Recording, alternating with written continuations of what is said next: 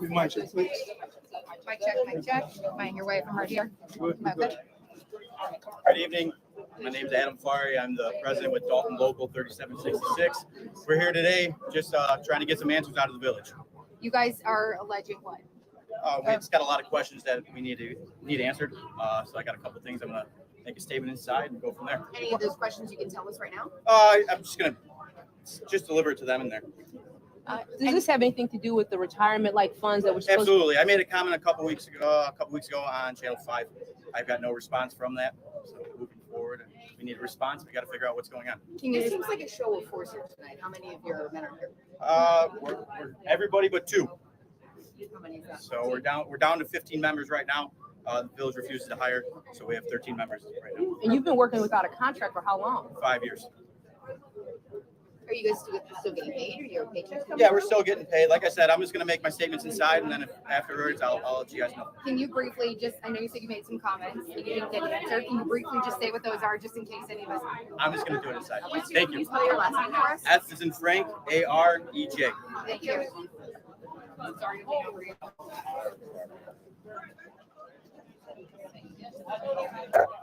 Okay, everybody.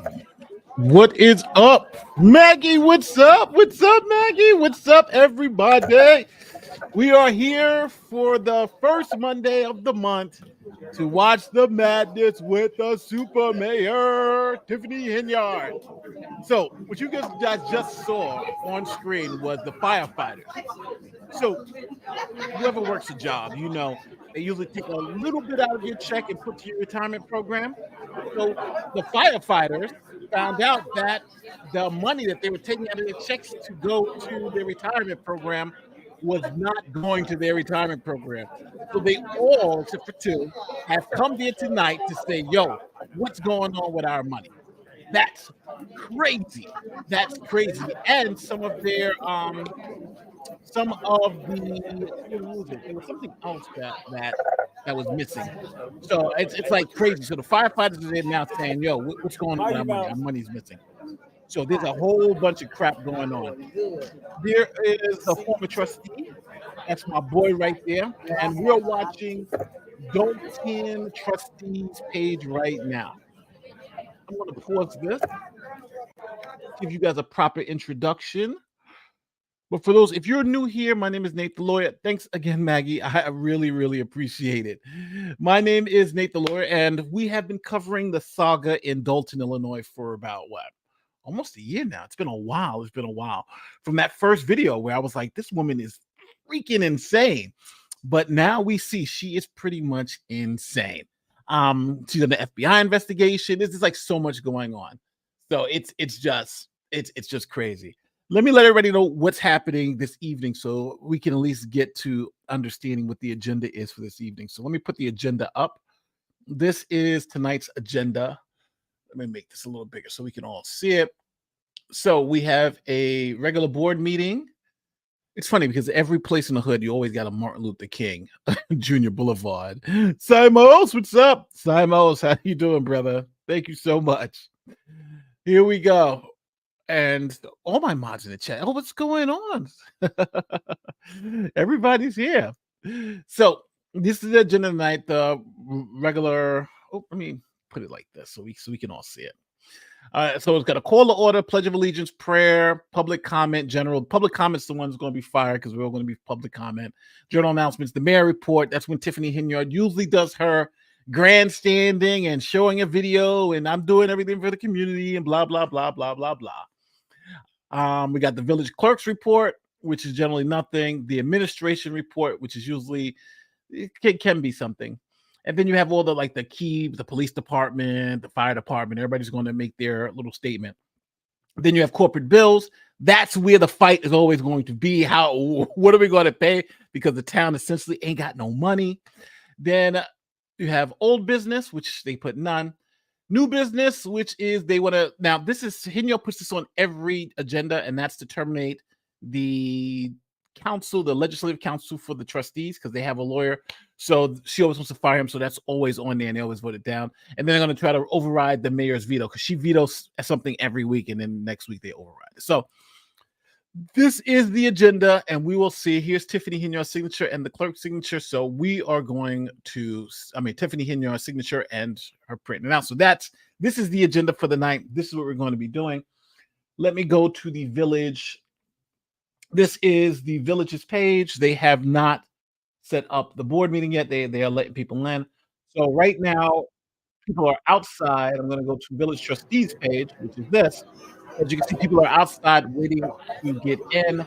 Now, for some reason, and I'm going to say it, for some reason, Henyard likes to do this because she knows there's going to be a lot of angry people who don't want. So what she does is they open the door at 6:30 instead of opening up the door early, because the meeting's supposed to start at 6:30, as you can see on the agenda. So instead of starting the meeting at 6:30, letting people in early, they wait till 6:30 and start letting people in, and then they screen them because they said that Tiffany Henyard's got a whole bunch of death threats and all this other stuff. So that's just what's going on. So we're watching that as it unfolds. Back again with my popcorn to watch Tiffany Teflon Tahoe Pennywise Clown Sean. Wow. Yeah, we're here for it. We're here for it.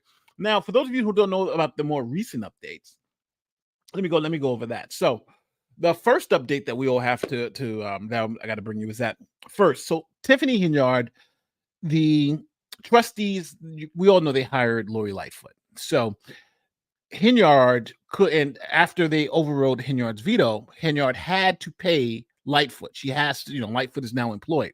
So she filed a complaint with the Attorney General's office. And then the Attorney General's office has come out and said the Lightfoot hiring is legit. You can't fire, you can't do anything about it. They did it based on the law. So that now has become the issue. So Lightfoot is good to go. The AG has given their blessing to Lori Lightfoot. The governor came out and said that things are looking a little funny, and he's also pro-investigation in Henyard. So both the governor and AG have both been said they're aware of it, and both have come out in favor of the investigation. You guys know how I feel about Lori Lightfoot. I think you could have got somebody better, but they got Lori Lightfoot, so it is what it is. So Lori Lightfoot is doing that part of the investigation. Idiocracy. Yeah. No, this is crazy. This is crazy. This is not normal. Look into it, Nate. Well, Frank, you gotta tell me what to look into.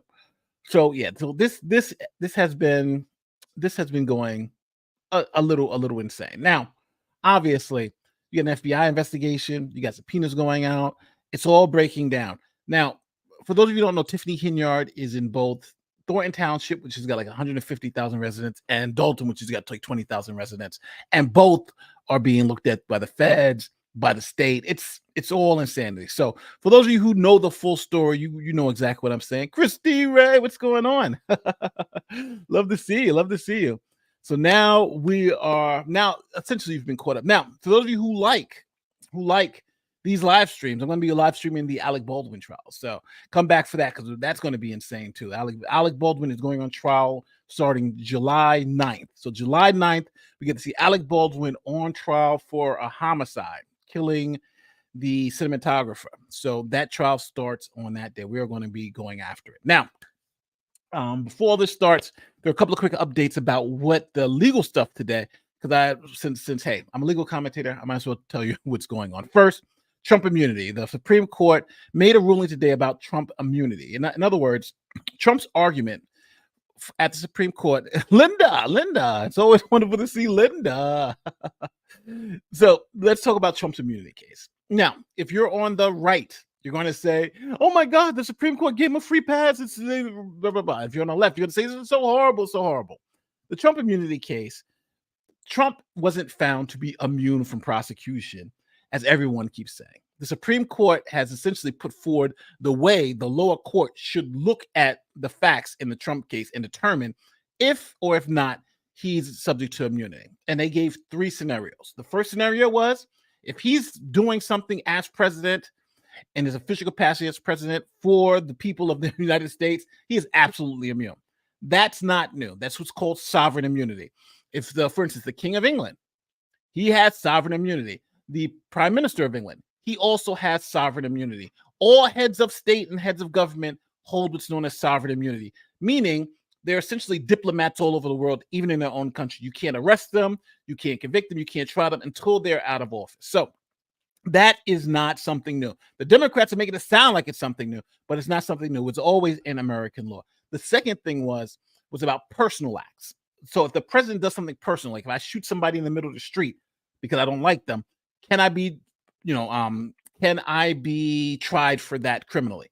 Yes, because it's something that's personal. It's not, it has nothing to do with your job, but your personal. And it's just like, for instance, most of you who are working for somebody and not working for yourselves, if you do something under, like you say, if you're at your job and work at McDonald's and you injure someone, right? They're going to sue the company because the company is liable. So, and that's essentially what they're trying to say. So, if personal, Trump can be tried. If it's presidential or official, he can't. But there's a gray area. How do you know something is presidential? How do you know if it's personal, right? That's the test. That's what they're asking for. So when it comes to the election, Trump's saying, I want to have an investigation because I don't think the election was legitimate. The Supreme Court is like, well, how do you know if that's presidential, if that's official, or if it's personal? They said, you presume, the presumption is that it's presidential. And it's the government's job to show that it's not an official act. It's not a presidential, it's not official, that it's personal.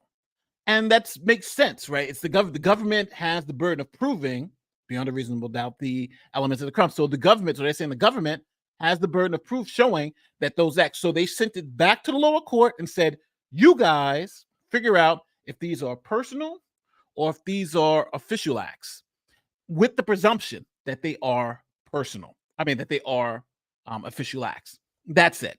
So, there's a lot of doom and gloom out there, but that's essentially what that is. I'm going to be doing a video on it and we'll go over the complexities of it, but that's as simple as it gets.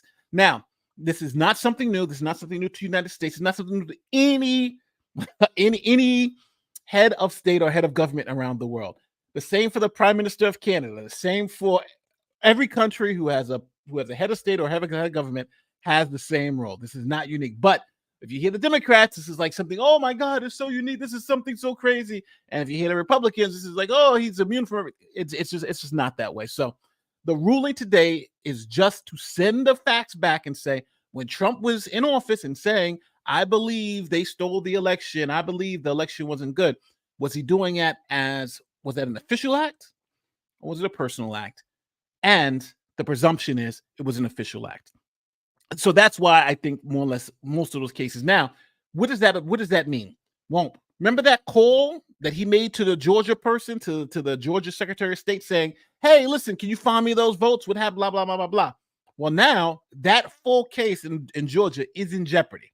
The reason why is because if the lower court finds that those are official acts, remember, it's presumed to be official acts, that case automatically has to be, and I got to be very clear, it has to be dismissed because Trump has absolute immunity when it comes to those official acts. But if the lower court says, well, you know what, based on the Supreme Court's new precedent, we believe that there are personal acts, then he can be tried. So the Georgia case is in jeopardy. I'm assuming the January 6th case with Trump, the federal case, is going to be thrown out. There's no way you can get. I think the ruling is it's clear enough where I don't think you can get over it. That case is going to be thrown out. So that's one of the big cases today. The second big thing that happened today, the Jeffrey Epstein stuff has come out. So they sent out, I think, like 150 pages. One of the biggest things is that the Florida prosecutors knew for 2 years that he had assaulted some young ladies in his care before they cut him a sweetheart deal. We had to go to jail every weekend. So Jeffrey Epstein stuff is they dropped that today, which is insane too. And there was something else that dropped today that was pretty crazy. But those two things are the main things that have dropped today. So the immunity case is still not over. But if Trump wins the election, which it seems like Biden stays and it seems like he's going to do, then all these cases essentially go away. I know that was a long-winded explanation, but that's what I do here on this channel. And I felt like I at least owed you guys an explanation on what the Trump stuff was. Let me go back and pull this up so we can see what's on. But I'm just here talking like crazy. So hold on, let me go make this live so we can see what's happening in Dolton. Oh, come on. I can't say what's happening in Dolton. All right, so I think he's having problems. Come on. What's going on? Let me refresh this. Maybe that might be in. Trying to refresh the page. Yeah, they are stuck. So even on it's crazy because on the main page, let me put this up so you guys can see it. So this is the main page. They haven't started the meeting yet because they're still letting people in. Dolton trustees, they haven't started yet, but they are still doing something. So as soon as it starts, we're in there. Thank you, Terrence, for the $9.99 for a request for hair and nails. Yes. Oh yeah. Also, Tiffany Henyard, they found out that she was which was wild. So Henyard was found to be using taxpayer money to get her hair and nails done, which was kind of wild, But again, it's thieves are gonna steal, I almost want to get in trouble just to hire you, Nate. Criminal defense, baby. Tiffany Henyard is a Marionberry 2.0 mayor for life. Yeah. Oh, they starting up now. Let's do. Can we agree? Illinois with the Z, but Illinois has went nuts. Yeah, they have a lot of crazy stuff. There's like another mayor I was following that is going crazy in Illinois too, in the same area too. So remember, and the man next door had gotten indicted by the feds too. Literally the town next door, the mayor of the town next door. So they started. There's no audio. They haven't started the audio yet. So I'm still waiting on that. Can they legally vote to dissolve the mayor's office, or do they have to wait out the investigation? Well, the thing is that their bylaws are very, very poorly written.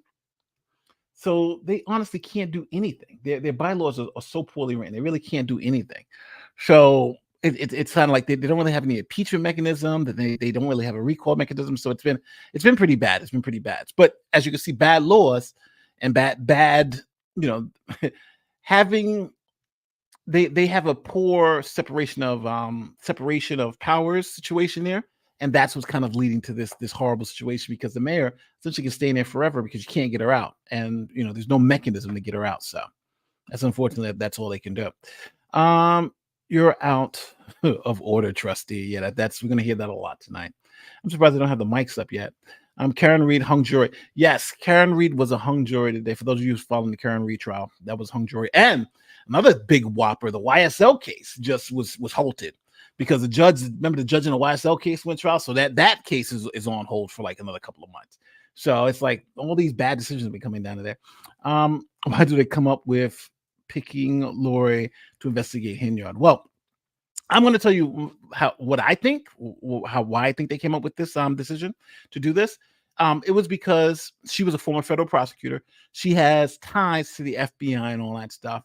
And just like me, if I was back in New York and something happened in my own department, or even at my old job at the DA's office, there are people I can call that I can have a connection with. Yo, what's going on with this? What's going on with that? Because we all talk, maybe go to a bar or something like that. So she has those connections. So I think that's why they hired Lightfoot, because she used to work in the office where the FBI is now investigating and the Justice Department's investigating. So she still has those connections. So in that sense, that's a good hire, but I don't know, anything else. Let me see if this is, yes, we're all good, but they don't have any audio as of right now. Oh, thank you for the $9.99, Sarah. I appreciate it. So we're waiting. It seems like everybody's there too now. So now we're going to be looking for public comment. What's going on with public comment? Let me see. Biden is live right now talking about Trump's Supreme Court decisions. Biden needs to drop out the race, bro. I'm sorry. Biden needs to go. Biden he needs to go. That was just too bad. That was like 72% of the 72% of the people polled believes that he's not mentally to be president. Matter of fact, people are saying who's running the country now because they don't believe these. So yeah, Biden's done. I know there's maybe a lot of Biden fans, but I'm sorry, guys. And I think Trump is a vulnerable candidate, but Biden is done. I don't know. I know a lot of hardcore Democrats that ain't voting for Biden. So I made a Tiffany character for Mortal Kombat. Yeah, Henyard is one thing about this Henyard thing is that she's gonna be doing this for a while. She's got till next year until they officially vote her out. So we'll see. Nate the lawyer in the building. I love when you go live. I am totally here for the drama. We got a lot of drama headed today. We got a lot of drama. All right, take care, King Bucks. I appreciate it. Here we go. So we got some audio now. Y'all like Tahoe Tiffany. Good evening, everybody. I hope she doesn't Thank you for think coming out. Today, I would like to that- call to order the regular meeting of the Board of Here. Trustees. Today is July 1st, 2024, and the time is Amber, you're crazy. 6:51 p.m. Please. You're call 20 roll. minutes late, Super Mayor. Good evening, everyone. But hey, according to Biden, we found Trustee Belcher. Yeah. Here. I don't know what he's talking Trustee about. Brown. Stan Brown. Trump Trustee ruling Tammy affects Brown. future presidents as well. Of course it does. Trustee House. But they didn't really Trustee change Holmes. anything. They just essentially said the presumption Trustee is Norwood. if you're trying to You go have after a the former floor. president, whatever he was doing in All office right, if was everybody official, unless you could prove it Stand for the wasn't. pledge. That's it. That's the Trump ruling is essentially that in a nutshell. You're gonna have a whole bunch of people talk about a whole bunch of other crazy stuff. That's it. And if anybody has any questions, look up sovereign immunity. Look it up. It's always been there. This is not something new. They just kind of Everybody defined it prepare in to this stand for situation. prayer. William Moore, if you would. Father, we thank you. Thanks for always cause us to triumph, Father. We thank you that you're more than a conqueror. Father, we ask that you continue to bless us, lead us and guide us to all truth, Father. Continue to bless our leader, Father, courage, wisdom, direction, and vision that you place into our heart. Continue to bless yet. great village, Lord, that your name might be glorified. We ask all this in Jesus' Amen. All right, are we going to do the game tonight? Remember, the game usually is we're supposed to take a shot every time he says, "I'm going to clear the room." So we'd have had Next, alcohol we have poisoning public last time. comment, and it is 3 minutes. All right, public comment. Everybody, Here we just go. so This is you're the aware, fireworks. we have Get an ready. ordinance that say you cannot disrupt the meeting. If you disrupt the meeting, you will be removed from our meeting. So if everybody will please stay in order and be respectful of each other. Whether you like what someone's saying or not, please keep your comments to yourself so they can get through their 3 minutes. And then also I see the Board of Trustees have swiped seats. Trustee Belcher and Norwood, is it a reason you guys switch seats? Would have to be a reason. I just asked the question. Everything I'll be so hostile. Is there a reason you guys switch seats? Nope. All right. Seems as though you want to go first because you got to keep up with the votes. I think Brittany probably just couldn't keep up with them. But okay. All right, So 3 remember, minutes. firefighters are Here we here go. to comment Who you got about what's for been going first? on with them. Who's first? What about?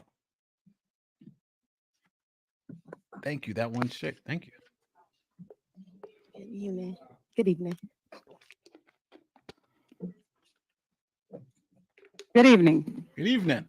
First of all, I'd like for everyone that would please, and I'll yield my 3 minutes to it. Let's give our firefighters a standing applause. The firefighters in there to throw some shade at Tiffany Henyard tonight. So that's why they deployed the firefighters. They need a. I think it is only fair. I think it is only fair as citizens of Dolton that we let them know that we're 100% behind you. Because we've got same issues and yours are in our hearts as well. And for my residents, again, I'm not going to address the dais. I'm going to address my residents. We all know how it goes. We put on a shit show, and that's the word for it, at Thornton Township, because we argued amongst ourselves. The media is here. If we're going to give them something, we're going to give them a good show. Let's be calm. Let's be cool. Let's not give anybody a reason to disrupt this meeting, to call it. The only way we're going to get what we want and get to the point of anything is that we hold to it. This is our fight. This is our fight. We've been fighting it a long time, and it is going to end, but we've got to want it to end and end right. Again, to the firefighters, as a former civil servant, I applaud you. Thank you. Shout out to the firefighters. All right. Who's next?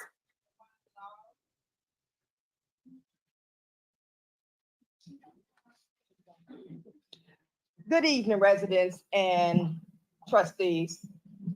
I stand here, this is my first time actually attending a meeting, and I'm a little thrown aback because I received my tax bill. My tax bill is 3 times what it was last installment. My alleys are messed up. I have garbage all over the place. I have a couple of abandoned houses on my block. My property value is down because of the fact of this. But my property tax go up 3 times. I'm not accepting that. I need to know what's going on. Why can't Dolton Ellis get proper road repair or houses being repaired? You say you did all of this. You have not done anything. Nothing for, I don't know what even side that is, but the Dobson Ellis Avenue. It's horrible over there. Trees are down, everything. But you say you beautifying the village? No. And my property taxes go up? I pay for this. I've been here for 30 years. This is the worst I've ever seen this village. I am appalled to even be a resident.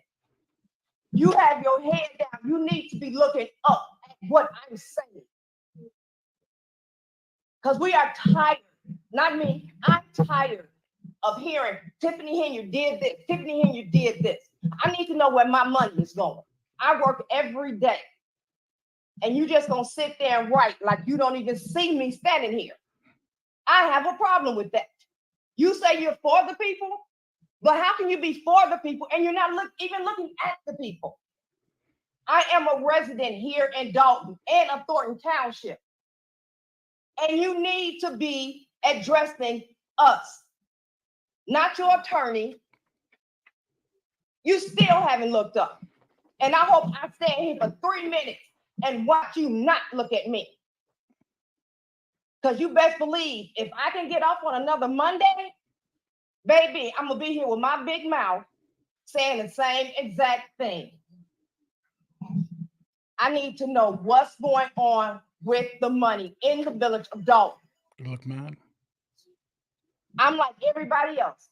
Las Vegas trip, we need to know what happened next. I'm looking at you, Andrew Holmes. I need to know what happened. I need to know what's going on. Because if things are going like this, anybody could have this happen to them. And she's going to allow it. Because she's the mayor. All right, that's your 3 minutes. Oh, now you look up. All right, Hey, how who's you next? doing? Who's next?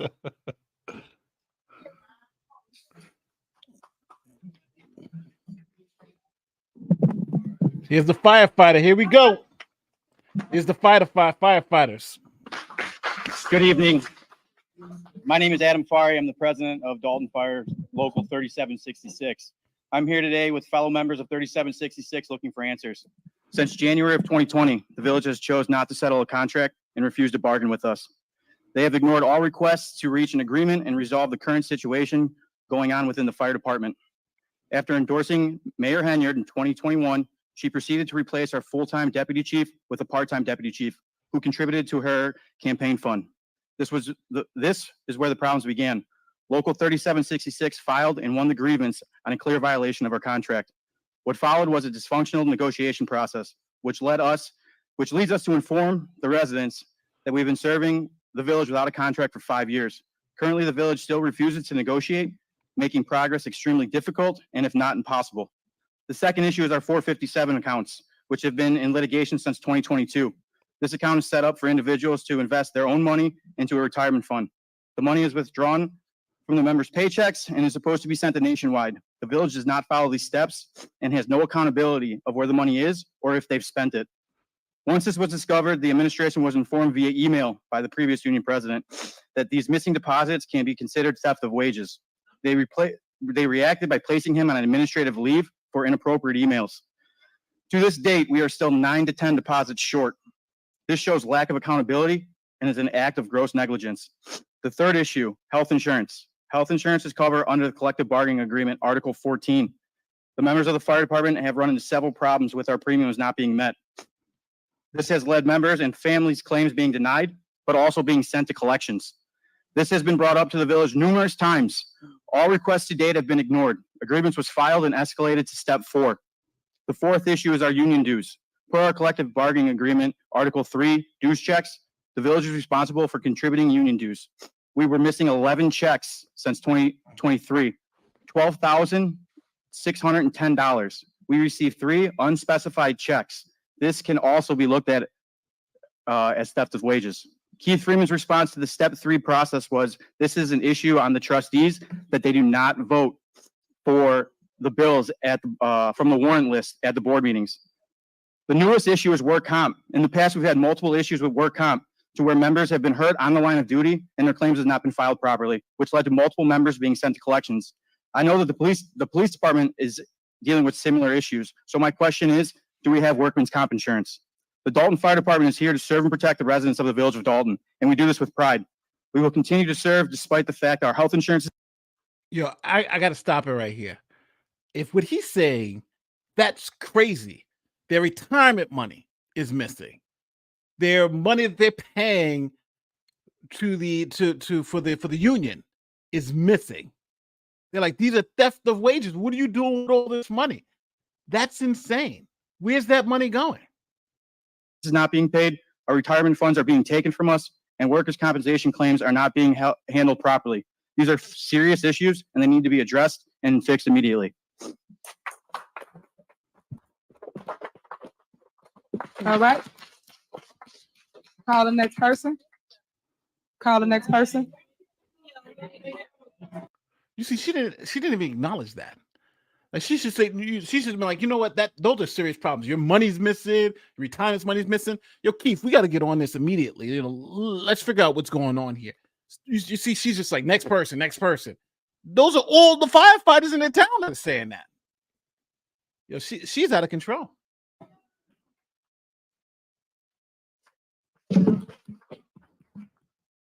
Next person to the mic, please.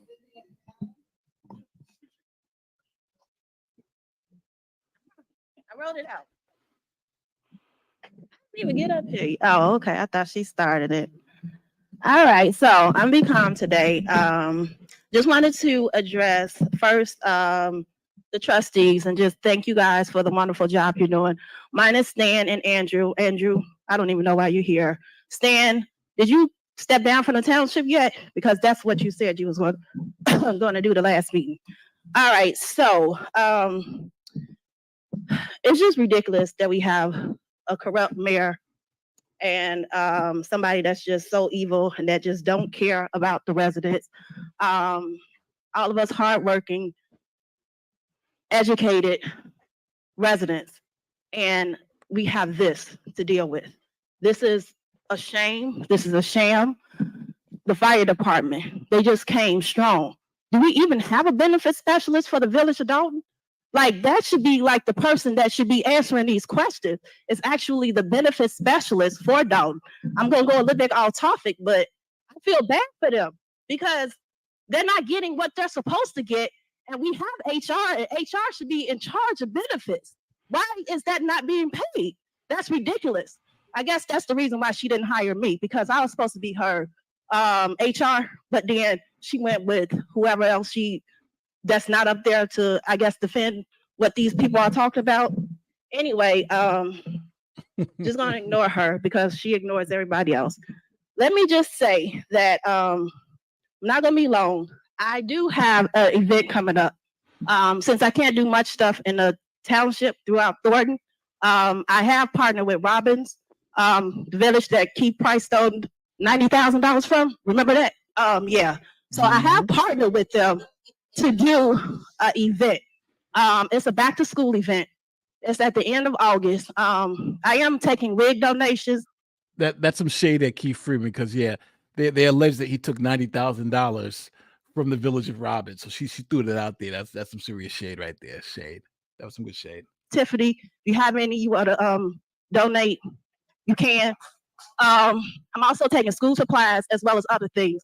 If you guys want to reach out, my email address is survivorv1@gmail.com. I am taking all donations that you guys can give. It's for back to school, it's for the children, and it's for the residents. It's definitely for patients that have cancer or that have went through radiation, something that, you know, she promised that she would do for people, but she's not going to do it. So I'm just going to try and do my best. And with the help of anybody that's able to help, I would definitely appreciate it. And I just wanted to speak on the murder that happened in Dolton that she still haven't addressed. It's ridiculous because the funeral is Friday and she haven't even said anything. We know Andrew Holmes is not going to get up and say anything because he's not us, excuse me, for us. But it was a murder that happened in Dolton. If anybody have any video footage on this street, please, please, please let us know because it happened June 13th at 1 a.m. 3 minutes are up. Oh, thank you. Because you want me to stop talking about a murder that you won't Your talk 3 minutes about? are up. Who's next?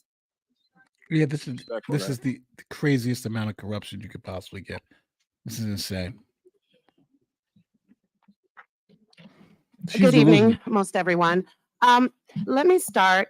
I've had an epiphany, and I wanted to apologize for a comment I made at the Dolton Township meeting that there was no disrespect to her daughter intended. However, I understand things can be misconstrued, misinterpreted. So I wanted to just set the record straight. It was a total compliment. It wasn't a diss, but I do apologize if it was taken that way. Tiffany, I didn't intend for it to be any kind of diss. The diss was directly toward you. So I just wanted to make that clear and apologize for anyone that misconstrued my intention.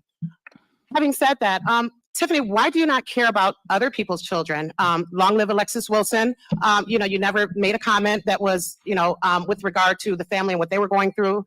You know, that in and of itself is a travesty. I mean, as a mayor, someone in your position to not even acknowledge such an egregious act from your department at the time. So I don't understand why there's such a distinction on caring about children. Then, you know, also the, excuse me. Okay. Also, the park district, to find the park district because they're trying to beautify the parks and make them safe for the children. What's the point or purpose in that? Who doesn't like a nice park? Who doesn't want to take their children to a nice, safe park with mulch? To give them fines like that, you know, for your political agenda is just not right. It doesn't benefit the residents. It's not a good look. And I don't understand, you know, why you continue to try to paint the park district in a bad light. You had a video, you were live after an event. I'm not even sure what your intention was, but it seems like it was to show the park district in a bad light. It looked like it was staged. There were bottles and just things left behind, which, you know, I don't know the authenticity of that video. It looked staged, honestly, because I do think that the park district commissioner, you know, really puts a lot into making sure that the parks stay up to par. So not sure why that is. Also, just want to speak to why you think it's okay to just run things the way that you want them to go. And anytime there's a problem, you allow your henchmen to attack. Even at the township meeting, when the trustees stand up for themselves, you basically let the vendors just unleash their war on the trustees for asking questions, for making sure that they follow the process. And it's just so unprofessional that you would subject, you know, your colleagues to that when they are asking valid questions and making valid points. Thank you, everyone. Have a great night. All right, who's next?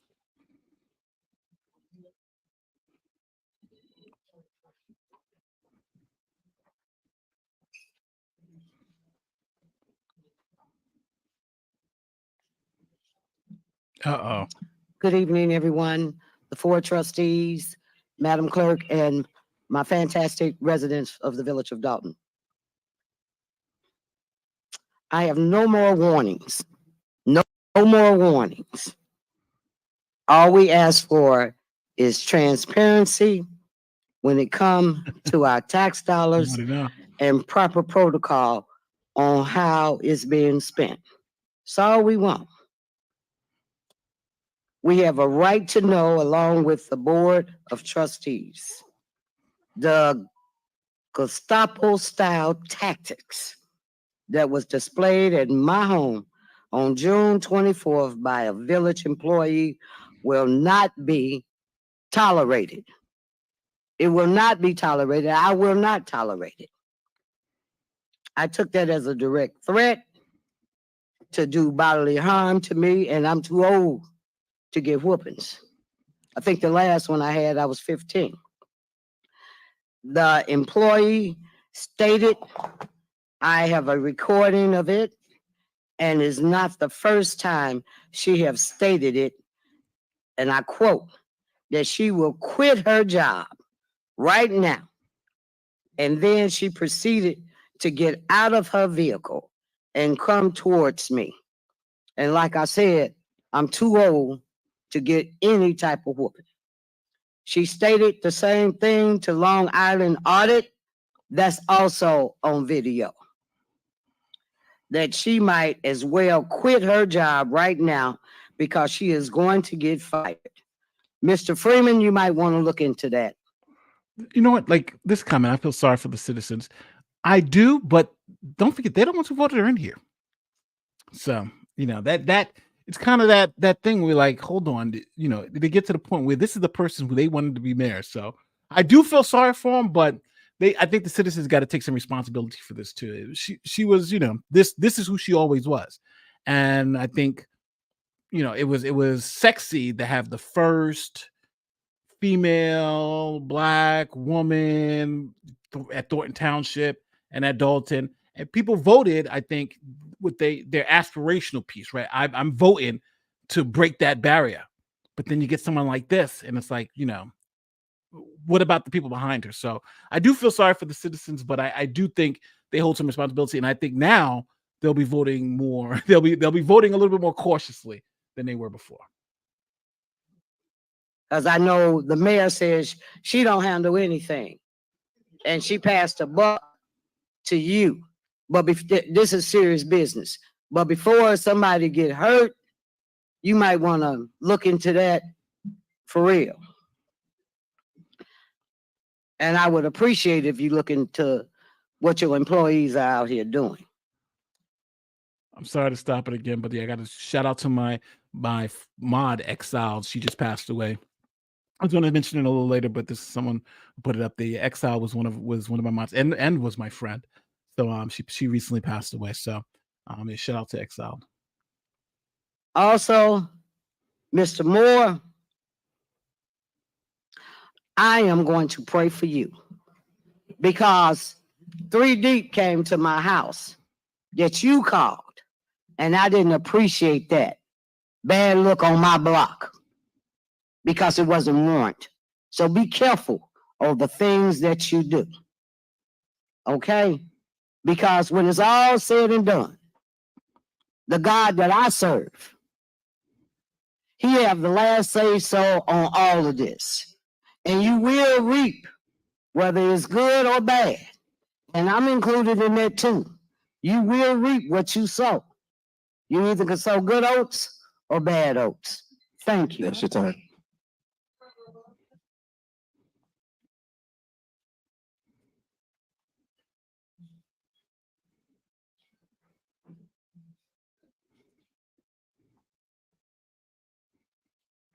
Good evening. I'm the mother of Alexis Wilson, killed by Dolton police, or should I say executed by Dolton police within 1 minute of their arrival. 1 minute. That's all they gave her. 52 seconds, he's punching her with his flashlight in his hands, and 4 seconds later, she has 7 bullets.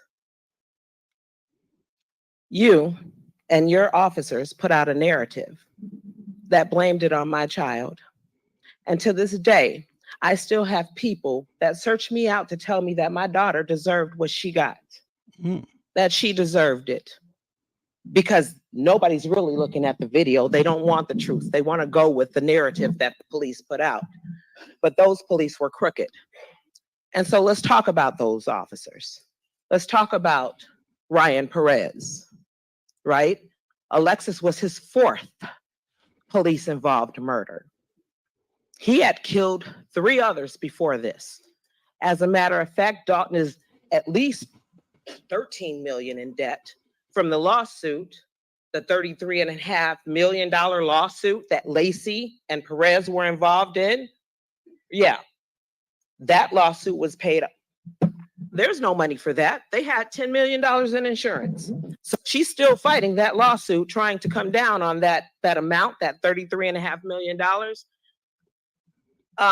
Lady, if your daughter was killed, your child was killed by police, there is no amount of money. What did you do about those officers? Why was he not sitting at a desk or sitting at home? Because she was number 4. If you would have did something about 1, 2, or 3, he wouldn't have been there that night, and my daughter would be here. So again, while you ignore me, while you look down, close your eyes and imagine it's your child. Okay, because it was mine. And what y'all did to my life, what y'all did to my life. She was only 19, unarmed, an entrepreneur. She was a good girl. But what did you say, Tiffany?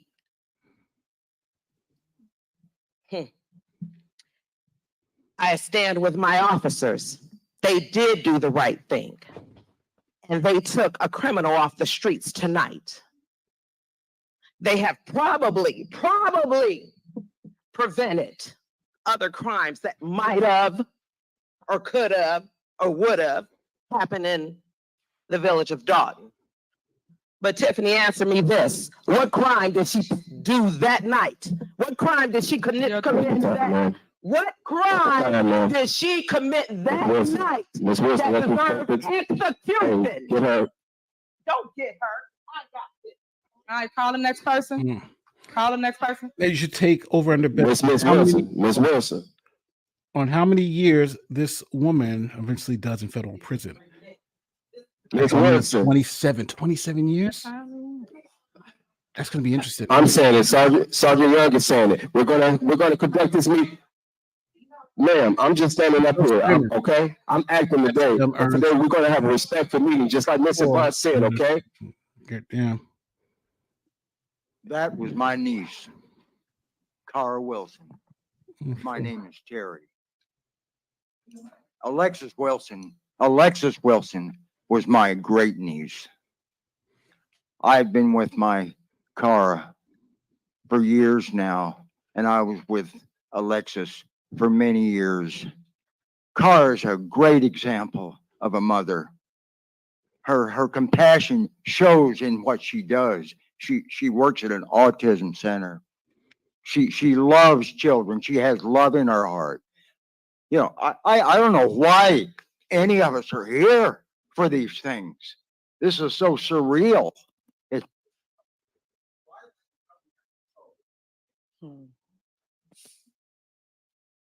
I have a question. Are people allowed to ask you a question?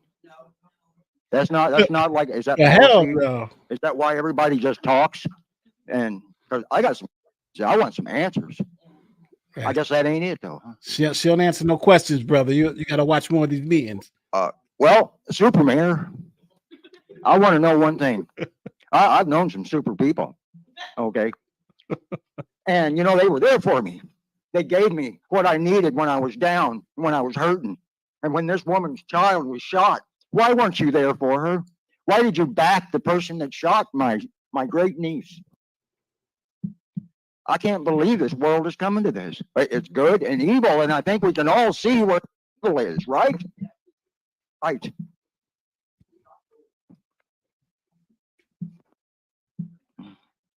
I will pray for you also. And that man over there, you need to stay away from my niece's house. All right, call the next person. The wise words of Dr. King on their head. They looked at Tiffany Henyard based on color of her skin rather than the content of her character. Hopefully, they learned their lesson. Yeah, I'm hoping so too. Because you see what's going on. This guy's always bringing the fire. I'm going to draw a quick analogy, especially after what I just heard again, and what has been ignored once again by this administration. We're all familiar with that foul landfill on the Bishop Ford. The foul odor that comes out of that smells like a bed of roses compared to this administration. They are beyond foul. What they did with Alexis Wilson is just one of them. It's huge, don't get me wrong, but there are so many other things that need to be addressed with this administration. For instance, right now, the Attorney General has sent these people, not a cease and desist, but they're going to open an investigation into their violations of the Open Meetings Act. They ignored the first letter. They sent them a follow-up letter because I have copies of all that. And believe me, it will go further. So you all can ignore us. You all can whisper your little sweet nothings about what the hell you're doing up there. but you are not going to get away with all the garbage that you pulled. At Thornton Township, I know you're going to be talking about Thornton Township, but you let one of your trustees talk about Thornton Township incessantly at every meeting. So I'm going to talk about what you did at Thornton Township.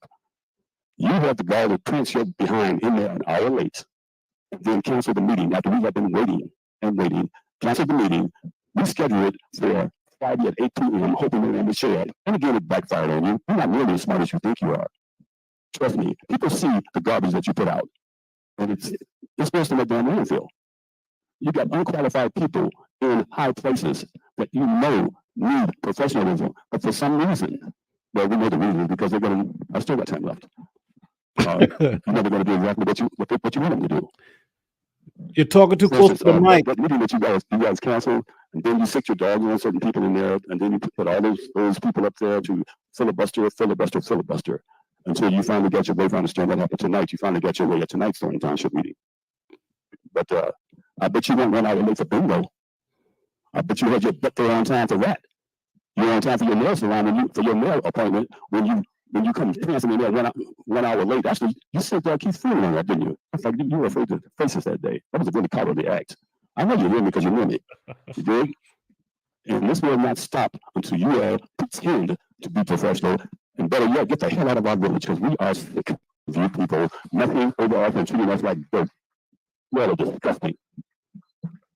Wow, this is American corruption at the top, 1776. And the community is coming together to fight for what's right. Hope all works out for the best. Good evening. I just wanted to say, Okay, guys, you have to keep order. Everybody was quiet when everybody I listened to spoke. what everybody else had to say. You just stole my I want to say that I'm very proud of what I see going on here in the village of Dolton. When you look at the cleanliness of your community, and I wish that our side can look like that as well. I want to say that you guys got to continue to work together. That's the only how you're going to get things accomplished and done, is working together. Again, thank you for your leadership. Thank you for what you are doing in Dolton and in Thornton Township. We do appreciate that. And that's what I wanted to say. When you talk about monies that's coming back to the south suburbs, talking about $1 million, 500,000. Look at this guy. This guy's a freaking plant. Like, where does this guy come from? This is the first time I've ever seen it. This guy's a plant, right? She got somebody come up there, says, but he hasn't even said her name. We appreciate. Come, get the hell out of here. This is a plant. Put a one in the chin if you think this is a plant. This guy, where does this guy come from? Who thinks she's doing a good job? But I was back for the fun she got for you, bro. Just heard. And they thank you for sharing this and giving expert commentary on this debacle. I pray the FBI steps in soon. I'm praying too, brother. I'm praying too. But this is a plant. This is a plant. $1,000. And you were one of the two mayors. Hazel Crest Mayor brought back money to his community. Dalton brought back money to their community. Rich Township brought money back, and we have money in Thornton Township. So those leaders ought to be commended, because we haven't seen that amount of money come to the south suburbs in years. So again, thank you for your job that you are doing to progress our area. I hope that everybody can come together and work together. That's the only how you're going to get things done. You got to work together. You got to set your differences aside. You have to set your differences aside and work on behalf of the people. So again, thank you for what you're doing.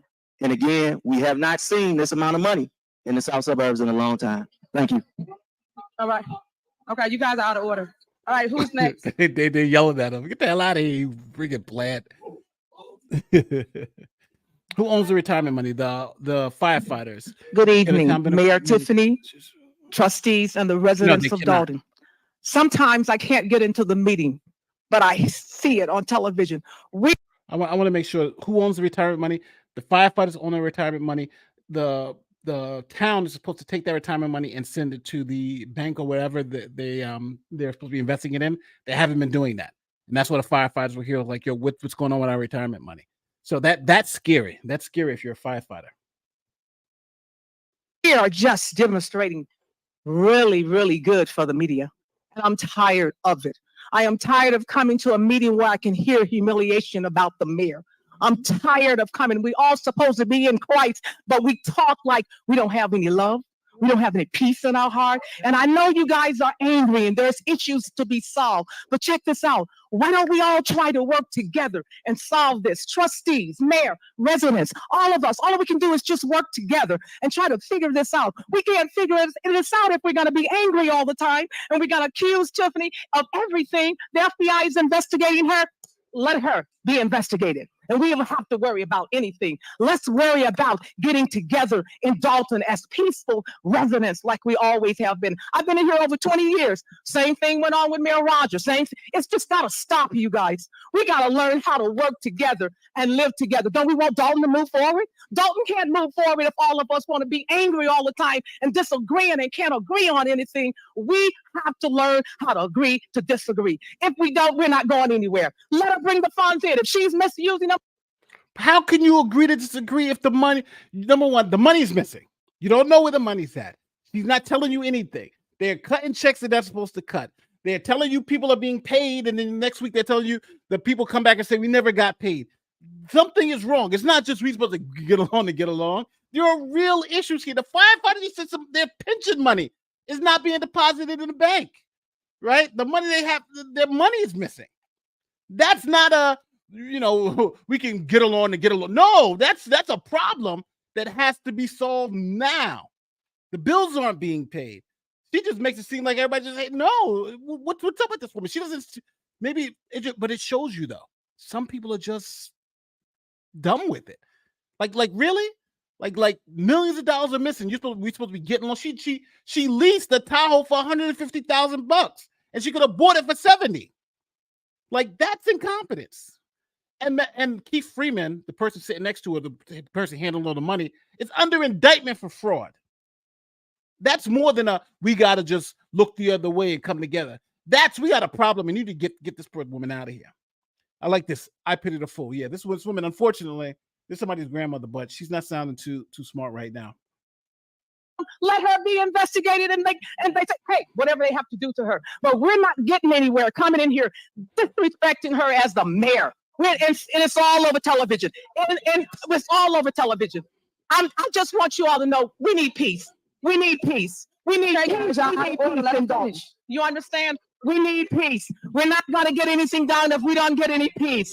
That's okay if she look at me. I'm a resident of Dolton, and I love Dolton. I love Dolton. I just want all of you guys to know we need peace. We need to work together in Dolton. Whatever Tiffany has done, let the law deal with it, and we can move on with our lives. I'm not going anywhere. I'm too old to move and find another home, but I do want to live in a safe neighborhood. I do want to live where I can have peace and walk out of my house. You understand that? I didn't come to be your enemy. I didn't come to be anybody's friend. I came representing myself and my home in Dolton. Thank you very much.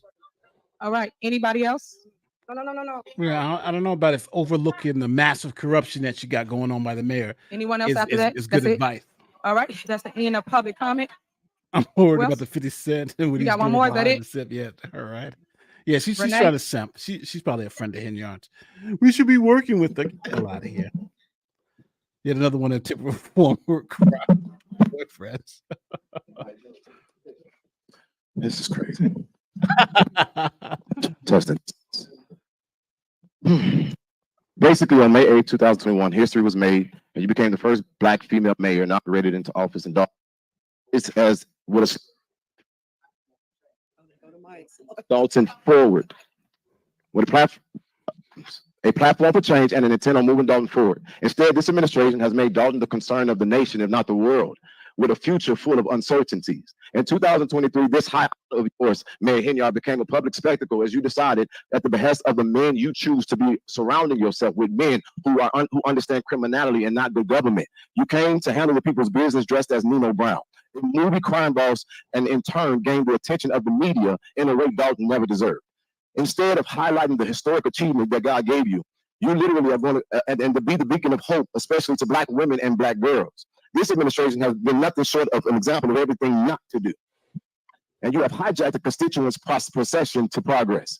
In our investigation of the INA and this is my Lori Lightfoot report, our findings are becoming more clear as the days progress. We find this administration to be self-serving, like the $1.2 million Just Ice rink, and not the gym of a fountain, or not repairing the gym of a fountain at the heart of the village, and you did it without board approval. Enriching through charities and real estate ventures and kickbacks. Negligent at the continuous hiring of unqualified henchmen that are weaponized in government at your beck and call. Complicit, not pressing your department to solve vital cases, and your political allies to address allegations as egregious, even as sexual assault. Retaliatory, considering the amount of those seeking civil litigation as a legal remedy, and oppressive, for example, not even being able to conduct a meeting where people are not in a hostile environment giving public comment for where they live.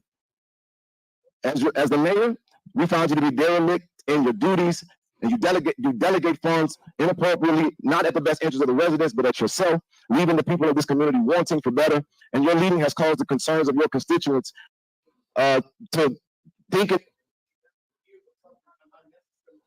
burdens and tax repercussions.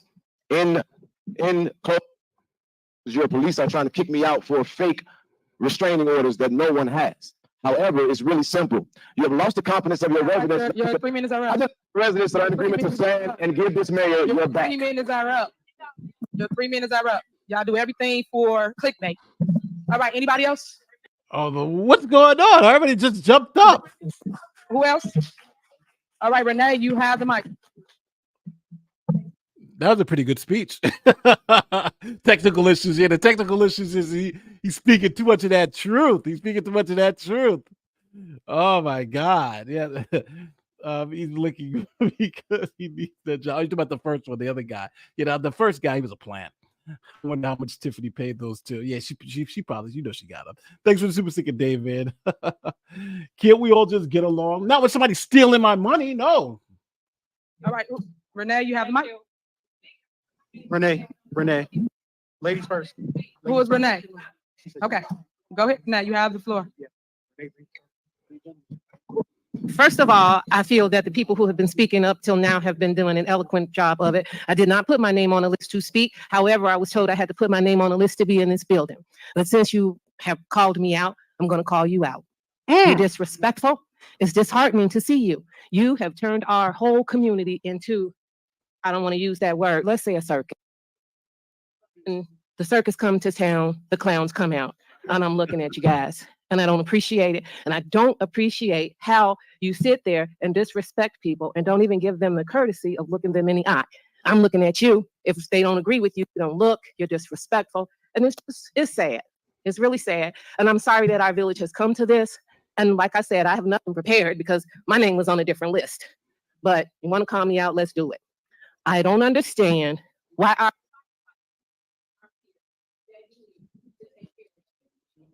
I don't understand that, and I don't appreciate that. Your house probably not even in Dolton. So when the fire come and the whole town burned down, you really don't give a damn. Anytime you treat the firefighters that way, it's deplorable. And like I say, I don't have anything planned to say because everybody else does it so eloquently. But it is what it is. I'm on up. All right, anyone else? Pat Albert. Who? Okay.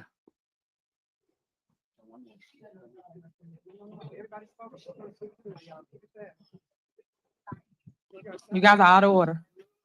Go ahead. All right. Hi, sorry guys, I'm nervous. I usually don't speak at anything. And I gave everybody a chance to speak and say their piece. So I hope to have the same. Okay, good afternoon, everyone. I have nothing against anyone on the board, not the administration, the clerk, or the mayor. I go by Burgundy Blue. I have counsel in the chat for doxing. So if you guys want to drop my name, that's doxing as well. So this is being recorded. I'm the creator of Burgundy Blue Commentary. I'm also a Dolton resident channel on YouTube. I've been covering the happenings in Dolton since February 2024. Shout out to Burgundy Blue. I've seen some of her stuff. She does have a channel. She been covering this stuff too. Burgundy Blue. I didn't know she was from Dolton. No, I think I did see her one time she was in Dolton. I thought she might have just traveled there, but she lives in Dolton. Burgundy. Shout out to Burgundy Blue. Stuck my toe out there because I thought it was just one-sided, and I wanted to, as a resident of this town for 38 years, throughout the years, I have always been a strong supporter of my community, and I've actively worked for the betterment of our village. I even worked for the village myself. My focus has always been presenting a comprehensive view of Dolton, especially history, showcasing all sides of our hometown through the ride-alongs and exploring. However, in April and May, I encountered harassment from an individual who came to investigate the mayor and Andrew Holmes. The person claimed to have received a call to come into Dolton from residents, elected officials, and law enforcement, which initially seemed innocent since they are the very people tasked with safeguarding our community, right? This is all because I would not stop communicating online with a content creator that most of the board and lots of residents use his platform to address their concerns as well freely. His logo was even worn by an elected official. When the media or opinions could not be controlled, he became a target, and then because I did not fall in line with the narrative. I did not attend a week called Hell Week, and that's when my life became hell. In an attempt to address this issue, All right, give her time, give her time. in an attempt to address this issue, I met with Trustee Jason. Be quiet. To address this issue, I met with Trustee Jason House and former Trustee Ed Steve over breakfast, accompanied by a witness. To share my concern, Trustee Jason House assured me that things will be taken care of within 48 hours. Sadly, he could not help me, and those 48 hours turned into a nightmare when I received a notice of impending action from the same advocate who's been here to save us. My privacy was violated as my personal information and business were maliciously targeted. A lot of y'all are in that group that did it. And I was subject to public humiliation and threats towards my family and associates simply because I chose not to conform. I quote I watched the entire village watch this advocate say he was going to make sure I was penniless. What are you talking about? So I'm just asking that we work together, and I'm asking for your help. Thank Hey, you. quiet down, quiet down. Order. Is she talking about Long Island audit? Quiet down.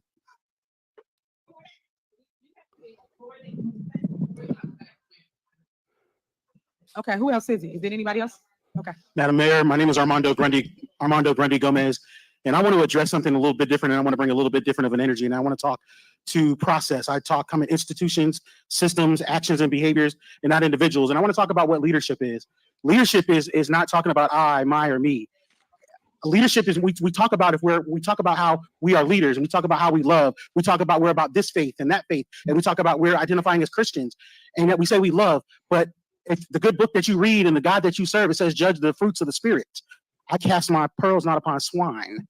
What I want to say to you is that it is interesting that I can be in one place in Washington, D.C., and every first and third Wednesday, I watch you all. And you're the best entertainment on YouTube. I love watching my brother Jedediah. Love him. Love watching Long Island audits. Love Brother Jason House. Never met the man. Love Sister Kiana Belcher. Love that beautiful sister Allison Key. We have beautiful black people in this room, and yet anti-blackness is all in here. And the only thing we can say to one another, you black, you black. Isn't that interesting? You say that you love, you're a black woman, or we're young, or we're this, or we're that. I, my, and me are words that do not agree. I don't have to sit up here and do a poem, but I do want to say that I want to encourage each and every one of you to dig deep and find the best part of yourselves. And instead of all of this, you say that all of us came out, we have a mother, we had a father. And when you sit there and talk to the most vulnerable amongst you or your elders, what does that say about you as a leader? What, I'm a leader because you have 4 or 5 pictures, or you hired this person or that person, or you knocked somebody's picture off the wall? That makes you a leader? Come on. I'm not here to attack the mayor. That's been done enough. I don't want to do that. She doesn't know me, and I've never met this woman. I don't know any of you all. But what I do want to say is it makes us look like black people, like we can't govern, and that's just not true. I come to where I see black people all over this country that are doing big things. And when I see people like my brother Jedediah, brother Jason House, and we have intelligent black people in this room, and the best thing that we can do is devolve. Is that what we're doing? I'm going to ask each of you all to dig deep, whether it be the trustee, the Browns and the Belchers, all of us. I'm not going to ask you to come together. I'm going to ask you to elevate. I'm going to ask all of us to get beyond this clickety-clackety, yickety-yackety. The real enemies are in Washington, D.C., and they're coming in November. So whether you're a Republican, you ain't getting nothing as a black person, and if you're a Democrat, you ain't getting nothing as a black person. Hate to tell you, and I live there. So let me just tell you, I'm asking each and every one of you up there, love all of you. It is time to elevate as leaders. Stop this performative nonsense and elevate. Y'all can stay angry. I'm not going to get involved there. I just want to ask you to elevate. I see some beautiful black people in this room, and accountability is for everybody. Have a good night. That's that it? was All right, that ends public comment. That was the Next on the agenda final is comment, but general it's not announcement. bad, Are though. there any general announcements? That was Jebediah Bush. She was speaking about truth, I'll about go first. P-wise. Any general announcements? Yes, I said I'll go So first. go ahead. Okay. Hello, everyone. Happy Monday.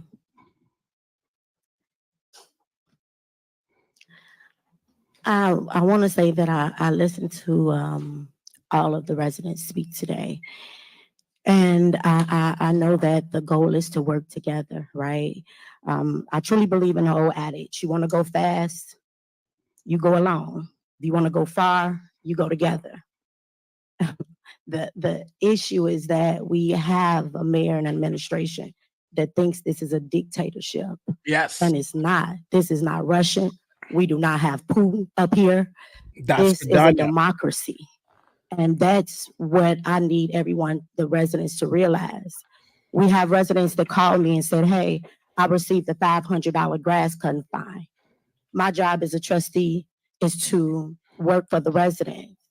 So when I hear someone say that and that's a concern, it's my job to make sure that it's added to the agenda so that we can discuss it, because a problem for a resident is a problem for all of us. I have a senior who called me and say, hey, I have a pit bull in my backyard. It's been there for days. I want to know if you all have animal control. I take that as a concern. My job is to add it to the agenda so that we can have discussion, because we all have questions. These are the things that we really come here to discuss. Residents and concerns. This is how we have a better community. But yet, the administration don't even put our items on the agenda. And people wonder why we have a hard time working together. Something as simple as trying to add an agenda item so that we could discuss it for the residents. That's insane. So I'm going to leave it there, because on a positive note, I understand that we're all better together. So I want to thank you all the residents, all the support, all the love, everyone who came out for our 3rd annual family skate night. It was a great time, guys. This one was a little bit different because it was all around the world, and I like that. So we had support from everywhere. I'd like to thank everyone who came out for our family night at the Chicago Sky Game. It was pleasant seeing the children watch their favorite basketball idols. I mean, I love me some Angel Reese myself. So it was a great game, and I want to thank Chicago Sky for the tickets. I'm having a trunk party initiative. So Dalton residents, I'm looking for you all. If you know someone, or if you're having a trunk party this summer, please contact me. I'd love to stop by and show some support. I truly believe that it takes a village. So contact me. My phone number is 708-968-4297, or feel free to email me at bnorwood@villageofdalton.org. Last but not least, residents, I heard you all. I heard your cries regarding the taxes.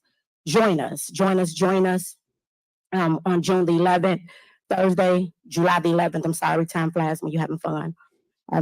6 o'clock to 8:30 p.m. We're going to discuss taxes. We're going to have our attorney come out and discuss the problem as to why the taxes are so high. And we're going to have our very own township tax assessor, Cassandra Hobart, so that she can come and actually assist the residents with appealing the taxes. So residents. She sounded like she did say the Trump party. I just want to make sure I heard that right. She sounded like she said she Trump party, but maybe she didn't. It's come out. Make sure you can always find our updates on our Dolton YouTube, Dolton Trustee page, or our Facebook Dolton Trustee page. Again, I thank you all. If you are having a trunk party, contact me. For all the people that would like to sponsor, contact me. And I love you all. This too shall pass. Thank you. All right. Is there anyone else? Yes. All right. Go ahead. Good evening, everyone. Party. First off, I would like to say we did a community initiative for a community garage sale with the Dolton Park District on Saturday, which was a great event, and hopefully we'll be able to do another one in September. It's all about working together. As Trustee Norwood said, we see what's going on, and we appreciate everyone that is helping and supporting us. What I can say at all of this foolishness is that it has brought the community together. And I say that because people that haven't even thought about politics come and watch, and it's not a show, but they're involved to see what's actually going on with their tax dollars. The sad part is we can't even get a business in here because of the fact of what's going on. No reputable business will want to come to our town because of the foolishness that's happening. I would address and say that please immediately following this meeting, remain in your seat because we have a special board meeting. Why we have a special board meeting? Because we sent agenda items in to be placed on this agenda as a regular meeting, which we have the ability to do that, and they were removed. These are items that we have the ability, because we're trustees, we can do that. And for someone to continue to monitor, remove, and take off our items, it's a slap in the face. Yes, she is the chairperson, but it is the Village of Dolton Board of Trustees meeting. So as long as we have a quorum, we can have a special meeting here. It's a shame that we even have to go through this. If our items was placed on the agenda, we would go through the meeting and continue on and go about our way. But because of someone wanted to be a self-servant and not a public servant, these are the things that we're encountering. It's sad. And yes, she said clickbait. It's a shame that probably from now until she go to jail, we'll be looking at camera people in here. We shouldn't be on TV every first Monday about what's going on in the Village of Dolton. It's embarrassing. It's very embarrassing. But at the same time, it's embarrassing, but it's a great TV for us to watch. The Trump party. The same person creates all this chaos. Are y'all not going to the Thornton meetings? Y'all see the same thing happening over there, and it's not the same people. So who is the common denominator? Who is the person that's really creating the chaos? So when people ask, you have absolutely the right to ask about your money because it's your money. You work hard for it, so you have the ability to ask about it. So when people going out of town, when people paying for stuff, when I'm shaking a hand to make a deal and not running it past the appropriate people that's supposed to approve it, then you should ask and you should hold those people accountable. That's Have a great day. All right. Is there anybody else? The hashtag that comes out of this meeting, Okay, go hashtag ahead. Trump Okay. party. Good evening, everyone. July the 13th is Tea with the Trustees, 9:30 a.m., Lester Long Fieldhouse, 147th in Evers. It's just for you to come out and voice your concerns to the trustees, and hopefully we can get an answer for some of the problems that our residents are experiencing. Also, July the 20th is the MS Walk. We're asking everyone to bring someone. Former trustee Ed Steve suffers MS, and we want to come out and show our support for our former trustee. So please, please, please, everyone bring a person, bring 2 or 3 or 4. It's just a short walk around the park. We want to show our love. Shout out to Ed Steve. He's the one that does the Dolton Trustees page. So he's a former trustee. Shout out to Ed Steve.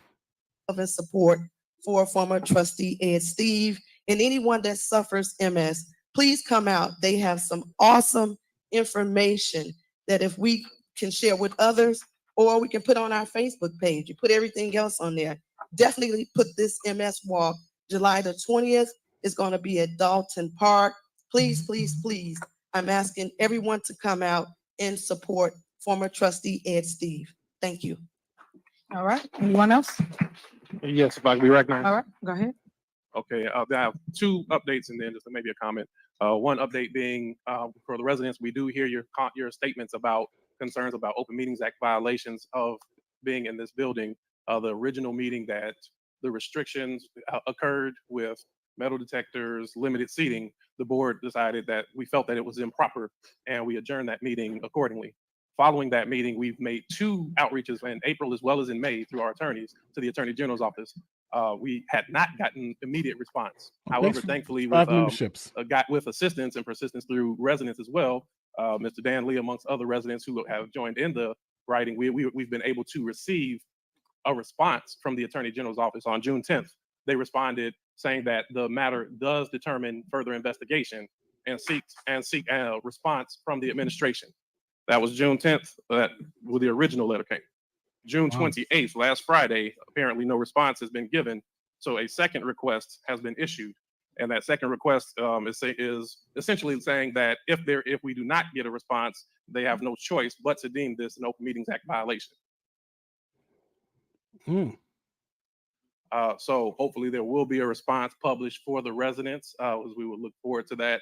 As the board, we are waiting to get a proper ruling so that we can decide on next steps on that matter. So I wanted to make sure I make that comment because there are residents that ask why one meeting was adjourned and the others were not. We are trying to allow the process to play. So for those of you who don't have any background on this Open Meetings Act thing, the issue that happened is that in Illinois, you're supposed to, if you're going to have a public meeting, and I know thousands of people are going to show up, I can't have it in a room of 10 people, right? So the Open Meetings Act requires that you have some reasonable accommodations for people who you expect to be there.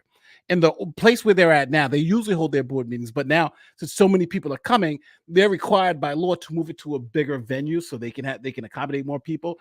Obviously, Tiffany Henyard doesn't want to do that. She wants to keep it limited. So that's why. So that's the fight. So they adjourned one meeting because they thought it was in violation. They did two other meetings, and now they went back to the Attorney General's office and said, "Hey, listen, can we force her to do it?"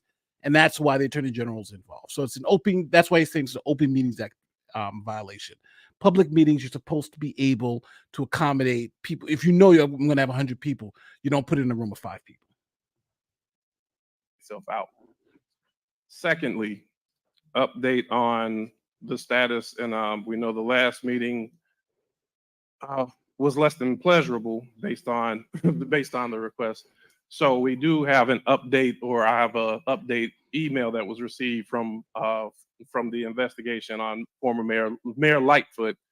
Has emailed a response that I want to read into record, so that way hopefully this will be much more peaceful. So her statement: "We are making consistent progress in addressing the questions the board has asked us to address in its resolution. We have conducted a number of witness interviews, many of which have been very informative and have led to the discovery of other relevant evidence. We have reviewed many lawsuits filed. We have reviewed historic village legislative action, and we have issued scores of FOIA requests to the village of Dolton and elsewhere.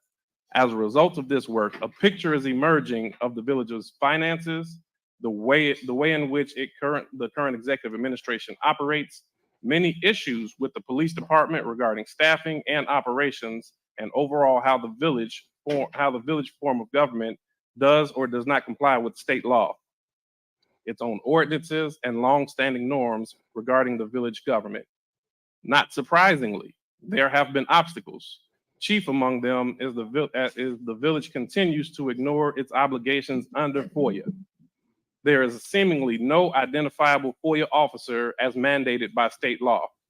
Instead, the few communications, if any, are with any anonymous person who refuses to be identified themselves, again, a violation of state law among many issues. This non-compliance with FOIA was expected, and we have a plan to address this and any continuing compliance issues. And while many witnesses have been generous in their willingness to be interviewed, the village mayor's failure to cooperate has a chilling effect on the current employees' willingness to speak or otherwise cooperate. We will continue to work to overcome this problem. While we have made consistent progress, more work needs to be done. We have been very efficient to date in the expenses incurred, and by our estimates, we are well under $20,000 to date.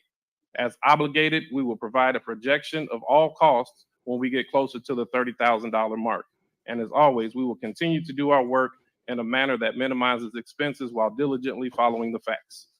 So that is the statement for the update on this report. I will note one obstacle that had arisen was a request issued by the mayor's office to the Attorney General seeking to declare the appointment as unconstitutional. And on June 14th. That's remember, I was the one I mentioned that earlier, how the mayor said it was unconstitutional, but then they came back and said the AG came back and said no, it was all legit. So he's going to read that now. We received the correspondence from the Attorney General. Well, I'll just read the last couple of lines. Therefore, the Public Access Bureau concludes the board did not violate OMA by voting to appoint Mrs. Lightfoot as special investigator on April 8th. This letter serves to close the file, and if you have any further questions, please contact me. The Lightfoot is good.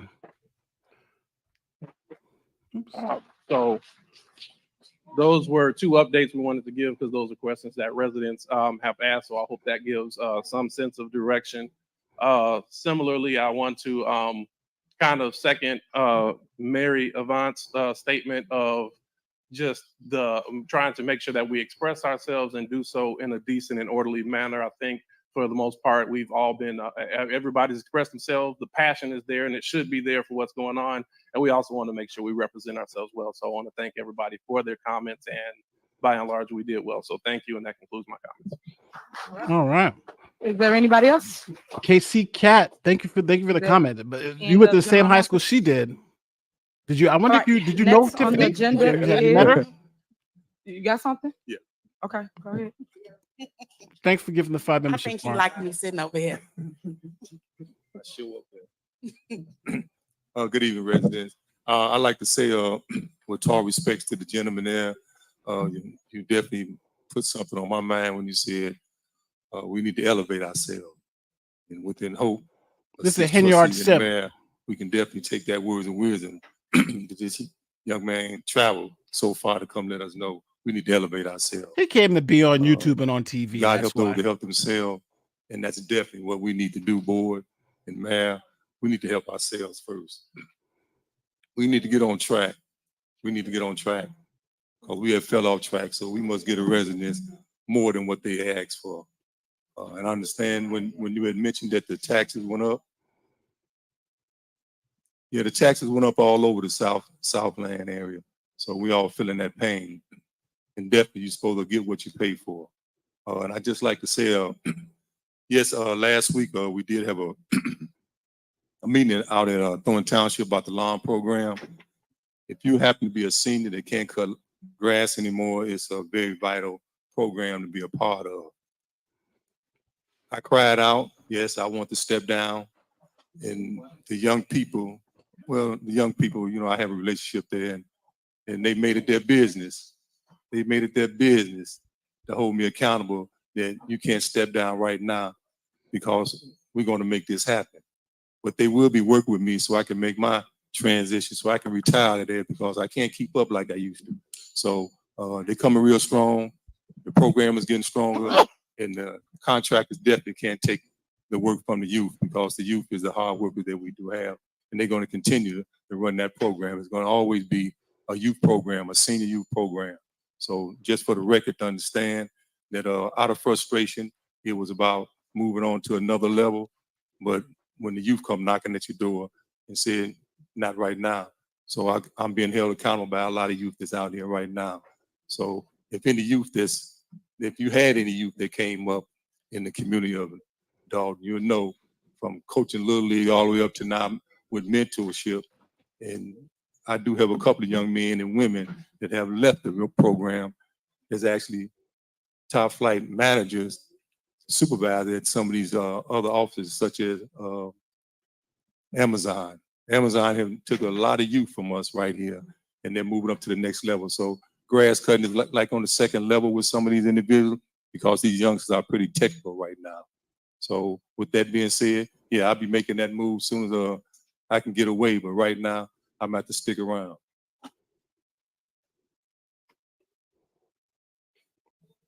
So definitely, this youth program always needs to stay here for our seniors. They left it, whether you had a program or not, for the seniors that's utilizing this program, they know it's a very needed program.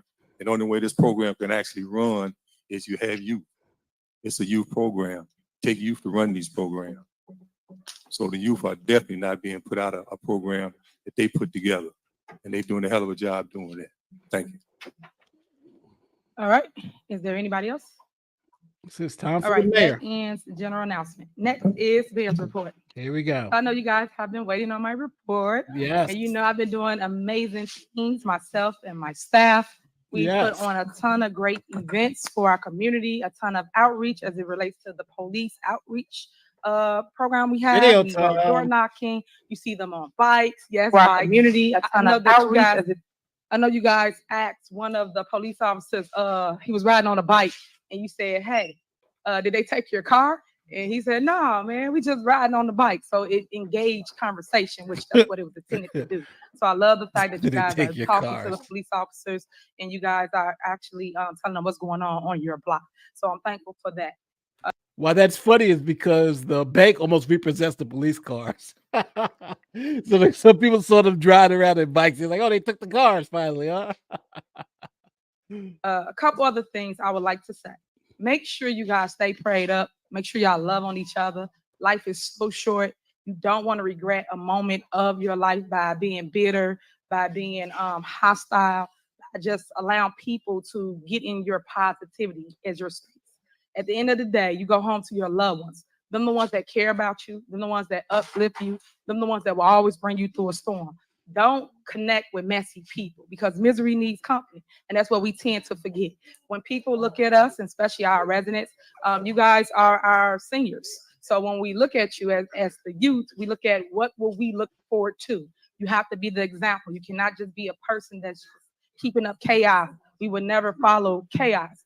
The youth look for guidance. The youth look for growth, and the youth look for somebody that they can utilize as a mentor. And I wish that certain people would do that. As it relates to safety, safety is my number one priority. I don't care what anybody says on this board or anyone gets to the mic and talk about because we care about safety. We do whatever we need to do to make sure the residents are safe and that we are safe as well. So if that means we have to have metal detectors, we will do that. And we do that in the sense of making sure when people come in this building, you coming in and everybody will be safe along the way.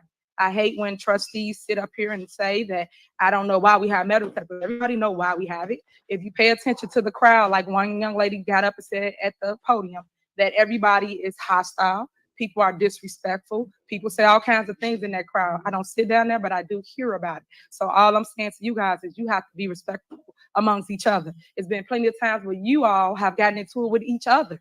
And it's sad because it's like nobody wants to respect anyone's opinion. And everybody has an opinion. Our job is to listen to it, whether we agree with it or not. And at times people get to the podium and they say their statement. We should be quiet and allow them to speak. When someone's saying something positive, all the negative people or haters, whatever you want to call it, always got to boo or say something bad about it. And that's not cool, you guys, because it should always be more than one opinion, more than one narrative that's given here to our village. Unfortunately, through the media, which I call fake news, they only show one negative, false narrative. It's no facts, no truth to it. People get to the podium and just lie. And it is no truth, but then the news will play the lie on the news. And it's sad because little do they know they're putting people in jeopardy, whether it's board members, whether it's our staff. People do tend to lash out at people that they see. That's another reason why Village Hall was closed down, because people will come in and harass our staff. But no one asks the right questions. You just assume what someone is doing or go with a negative narrative. So I want people to find their heart to figure that out. So they had closed down Village Hall.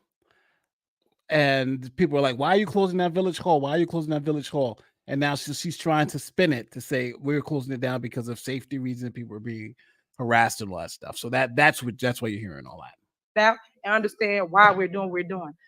Something else I want to address, people cannot get inside our Village Hall due to the fact you got people coming from all over that don't live in our town. People don't live in Dolton, but yet this room is full. And it's not even full of our Dolton residents. Yeah, the gold mic seems to be just gone. stood up there and said they was from Washington, D.C. Come on now. Don't live in the state of Illinois, for that matter, the township, nor do they live in the village of Dolton. Also, you have people that make comments. I know at one of our previous meetings that don't live here. They live in a whole nother city, but come to Dolton and say that they live in our town, and they do not. Again, no one fact checks. People just sit there and say whatever it is, and that's not fair, and that's not right, or it's not accurate. So I just wish people would lead with truth and stop just with mess and chaos. We don't like to see chaos. I know people like it, as the young man said from Washington. We are their entertainment. It's for amusement. It is what it is, but people have to want better. And us as a Black race, we have to want better amongst ourselves. It's a shame that we cannot band together, make sure we lead with love and not hate. It's said that. Why does it always got to go to the race thing? We as a black race, forget about black and white. You as the mayor of this town, that's what we're talking about. It's only other black people there. It's crazy because they're using racism in a town full of black people. It's like, there's no evil white man. There's no evil white woman. It's you guys. It's a black woman. It's black trustees. 90% of the town is black. Where's the racism at? I don't get this. But, you know, this is it. It's all racism, all racism, all racism. We see someone elevating and you guys do not want to see them grow. You want to have that crab in the barrels mentality and pull people down. It's a shame that the youth have to see that. We want to teach them that when they see someone elevate, congratulate, help them grow, help them up the ladder. Don't try to keep them down here where you are just because you don't have access to them no longer. You hate to see them leave or grow. They need growth, guys. So I just want to point that out because, like I said, me today, you tomorrow. As you do my town, I see you guys are scattering the love throughout other cities and municipalities. It will be the same. So I tell people to watch what you pray on other people for because it will hit your doorstep as well. As it relates to taxes, property taxes. I know that the board keep not telling you the truth about property taxes. I know that I played a video at maybe several meetings ago and I explained to you who raises your property taxes.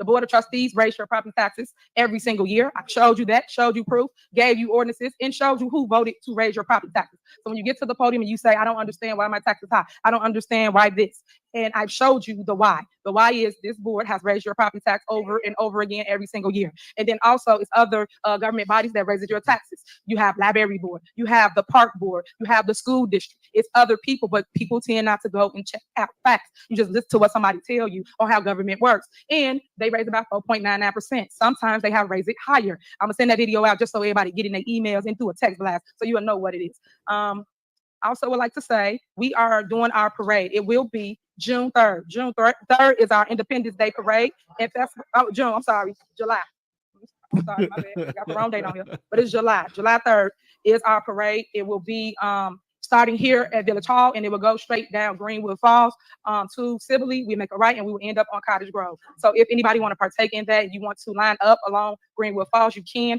Line up start at 11 a.m., and the parade will start at noon. We're going to push it back a little later. We might change it tomorrow, so we'll send an update email and text blast if we do change it to 2 o'clock, because I know some people said they still had to work.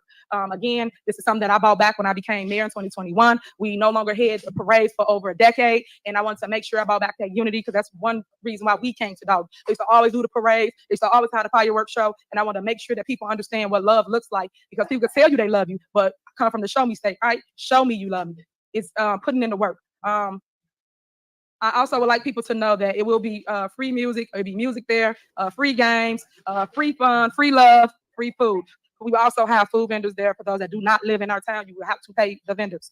I want people to come out, have a safe gathering, and make sure you bring your loved ones. There's a ton of kids that's normally out there, so it's a lot of fun. But I would like everybody to come and have a peaceful activity for the day, because I know the 4th is Thursday. Some towns are doing things, and some are doing it on the weekend. So please come out and join us here in the village of Dolton. Again, it is July 3rd, and the lineup starts at 11 a.m. and the parade will begin at noon. So we're gonna give you an hour to line up.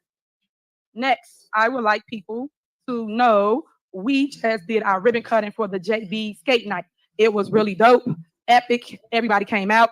It was a lot of youth out there. And when I say the youth came out, the youth had an amazing time. I love the fact to see people with their families and their loved ones. Half of the time they would be at the nightclub or at home. And now they had the time of their life to engage with their kids, which was awesome to me. I even had my kid out there. So people, you should attend the things so you can see for yourself another perspective of what we do here in the village, and not just he say, she say stuff like you're in high school.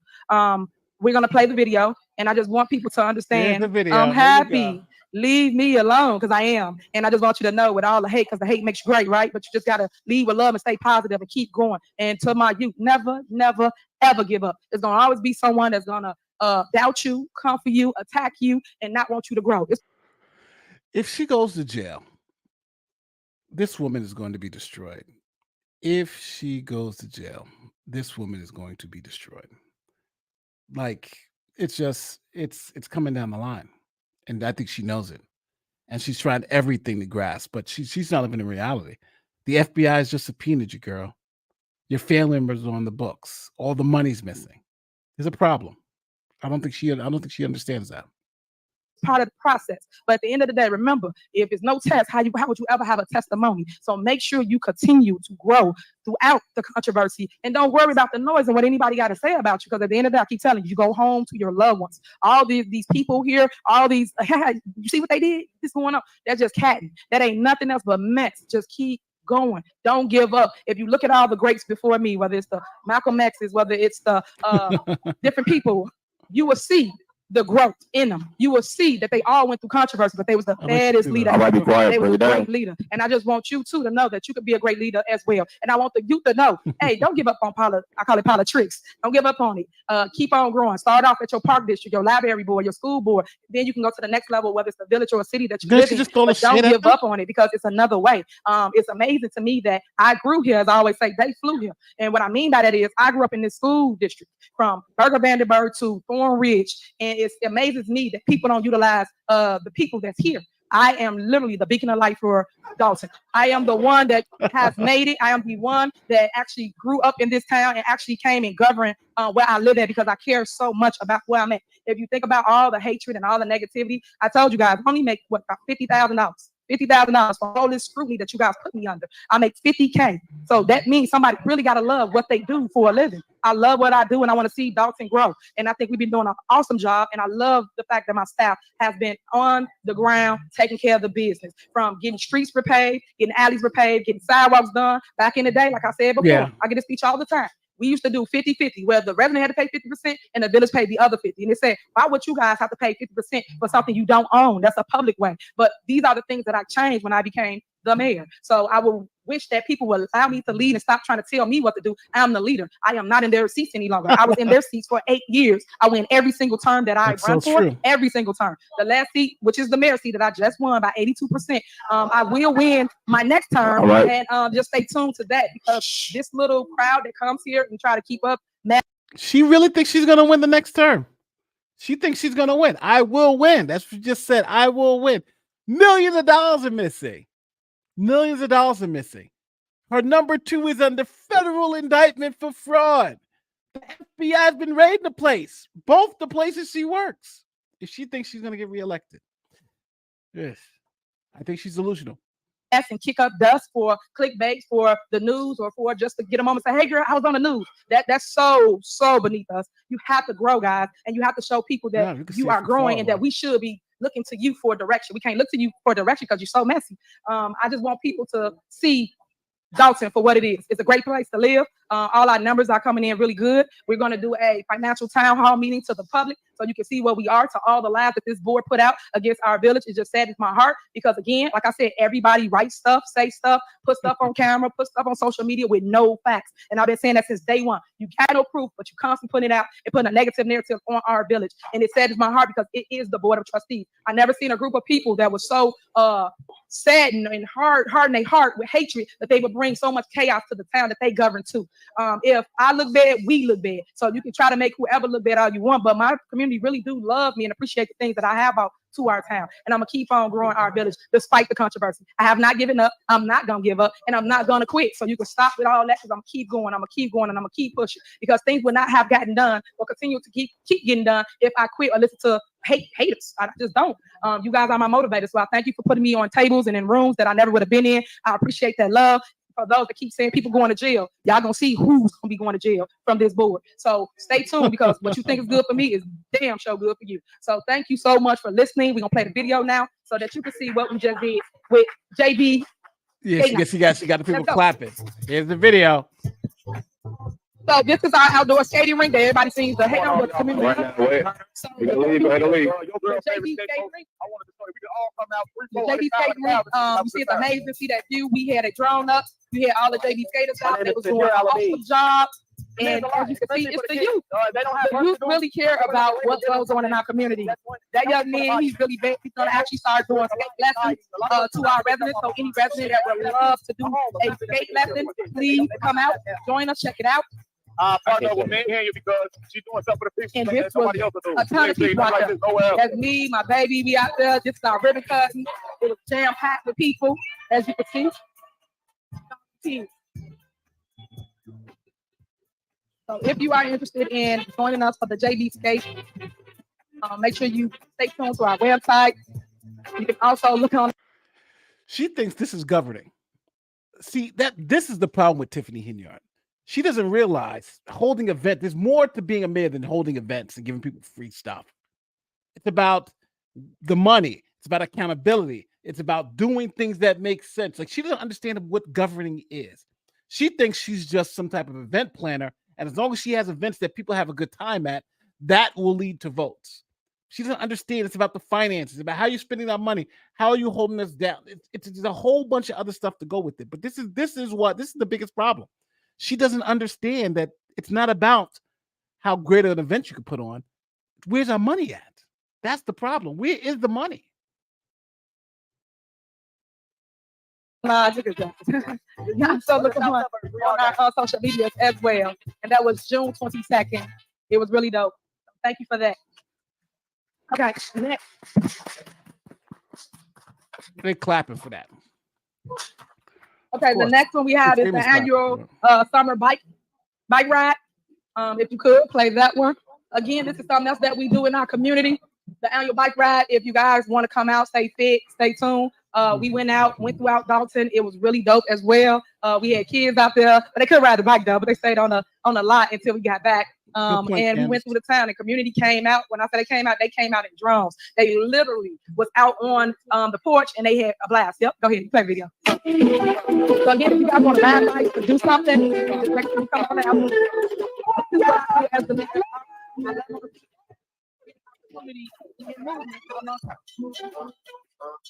And I'm staying shirt on off the ride bike. So that's us to the town.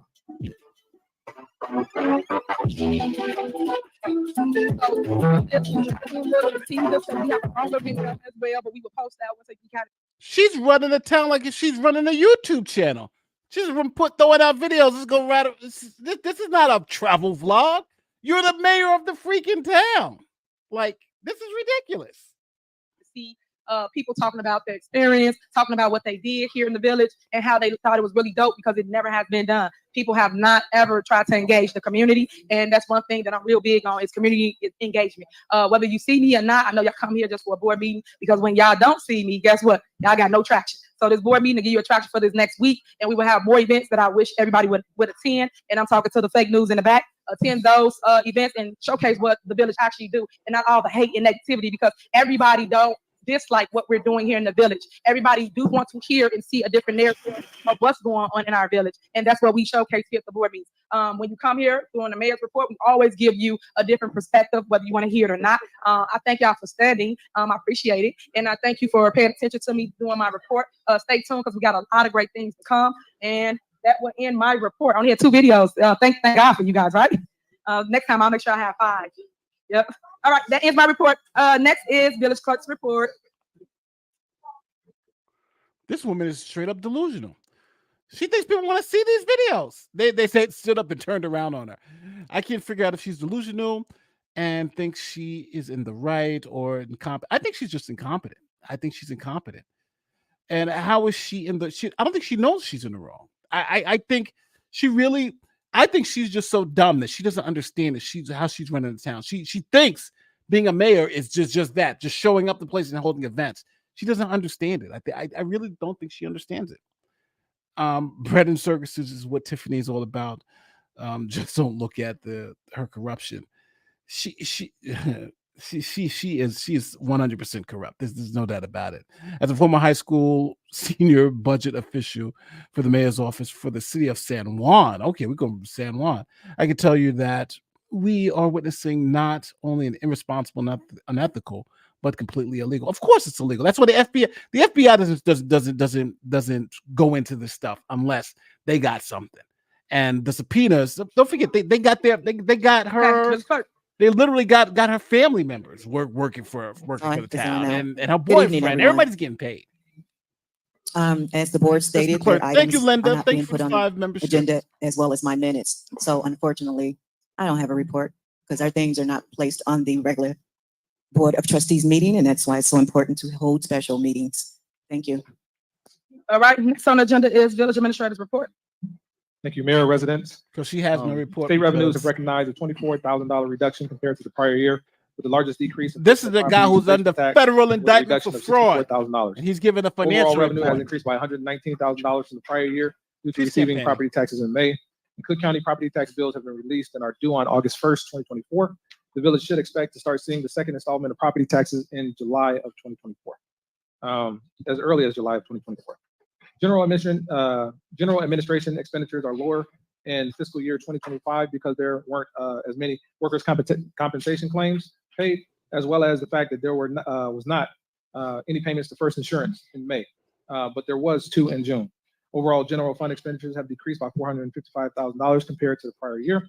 And the water fund recognized $284,000 more in expenses compared to May of 2023. Since May of 2023 bill was recorded in June of 2023 in the prior year's financials. The general fund is operating at a $235,000 deficit before any financial sources were used compared to the prior year's operating deficit of $549,971.92. 154th Street resurfacing project. That was a $1.8 million grant that starts at the end of this summer. Rebuild Illinois Motor Fuel Fund Street Resurfacing and Sidewalk Replacement Project starts this month. The water main relocation project for CDBG started this month and will be completed this month. And then water service line inventory. Now, I'm muting him because we don't really care about those, what he's saying. But think about this. That guy who just finished report. Police. That financial report. That guy is under indictment. Matter of fact, he stole from another town, allegedly. From another town. He stole like $90,000 from another town, allegedly. And that's the guy who they got running the finances. This makes no sense. In addition to responding to those calls, the following activity was recorded. Parking citation, 655, totaling amount of $85,050. State tickets, 153. Red light camera tickets, 4,813, totaling to an amount of $481,300. Felony arrest, 2. Misdemeanor arrest, 55. Also, the Dolton Police Department is gearing up for the National Night Out in August. August 6th is going to be the first Tuesday of the month. Time is going to be 6 p.m. to 9 p.m. The location is going to be the Just Ice Rink. It's going to be games, food, live band, face painting, and etc. Please come out and also meet your Dolton Police Department staff as well. The 4th of July parade is going to be taking place this 3rd of July. It's going to be starting at the Village Hall right here, 14122 King Drive. Kickoff time is going to be at 12 p.m. Lineup is going to be at 11. Please join us for this. This is going to be the second annual after coming back after 10 years.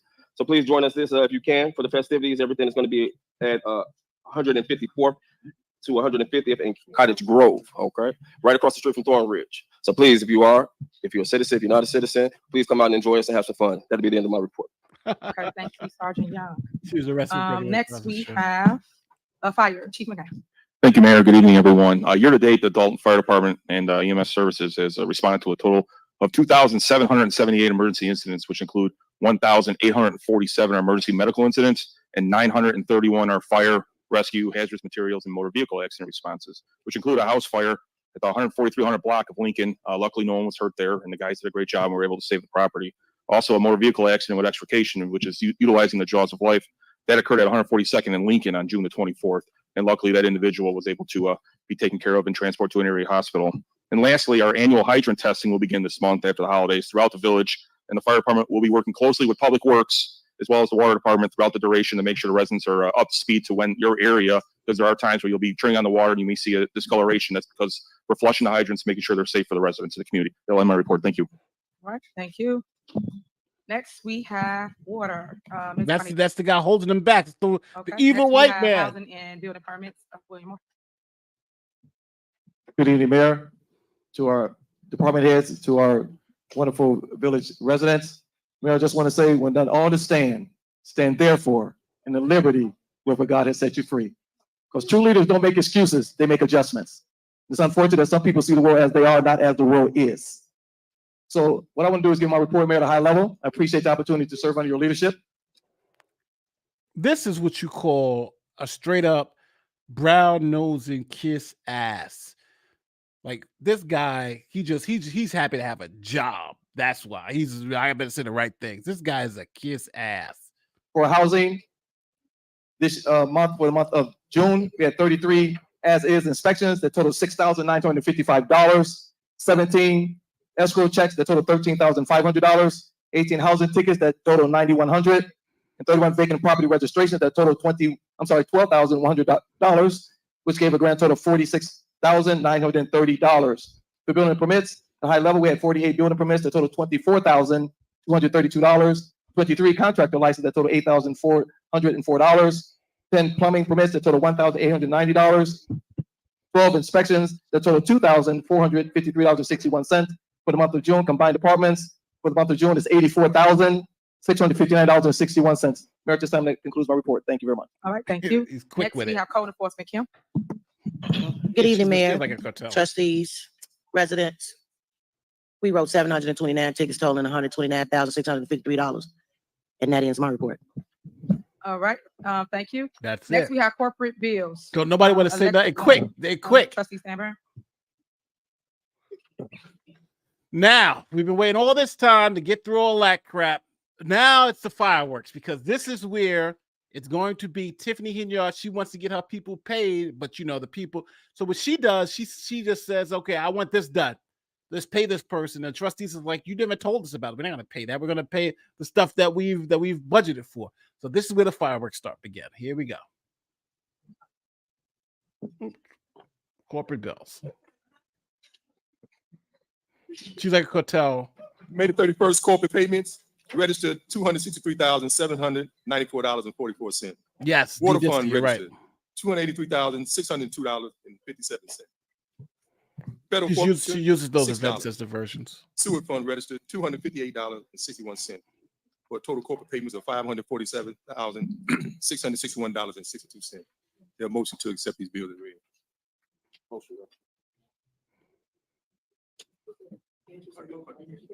Motion. All right, was you done, Trustee Sandberg?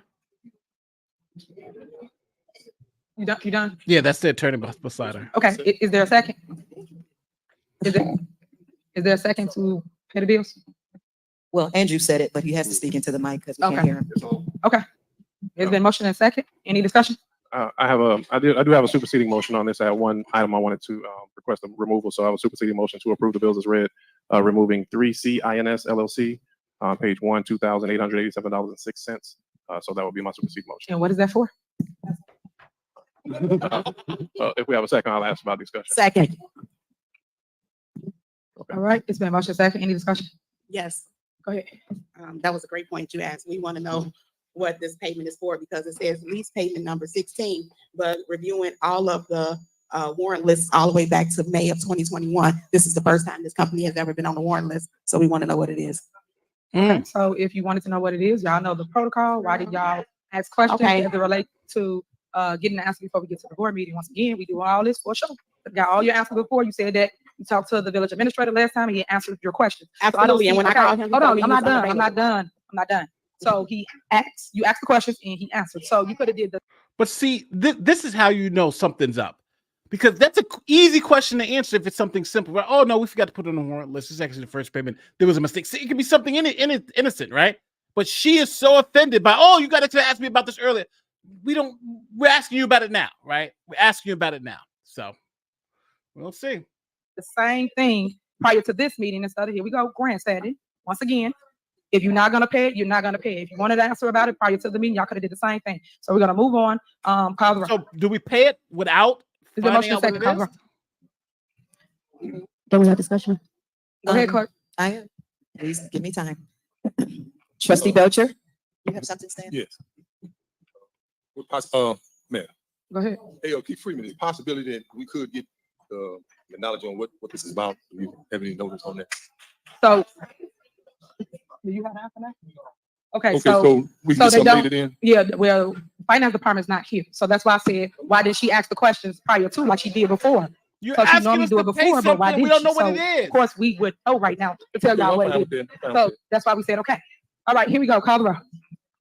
Trustee Belcher. It makes no sense. Trustee Stan Brown. Aye. Trustee Tammy Brown. Aye. Trustee House. Aye. Trustee Holmes. Trustee Norwood. Aye. Motion passed. Okay, all right. All right, Trustee Brown, let's move forward. Go ahead. Is there a motion to pay the AP warrant list?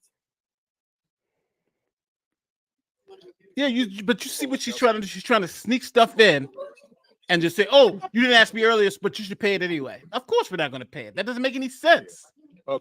And they can't say July what the it's 1st, for. 2024, They still corporate couldn't payment, tell them what it was for.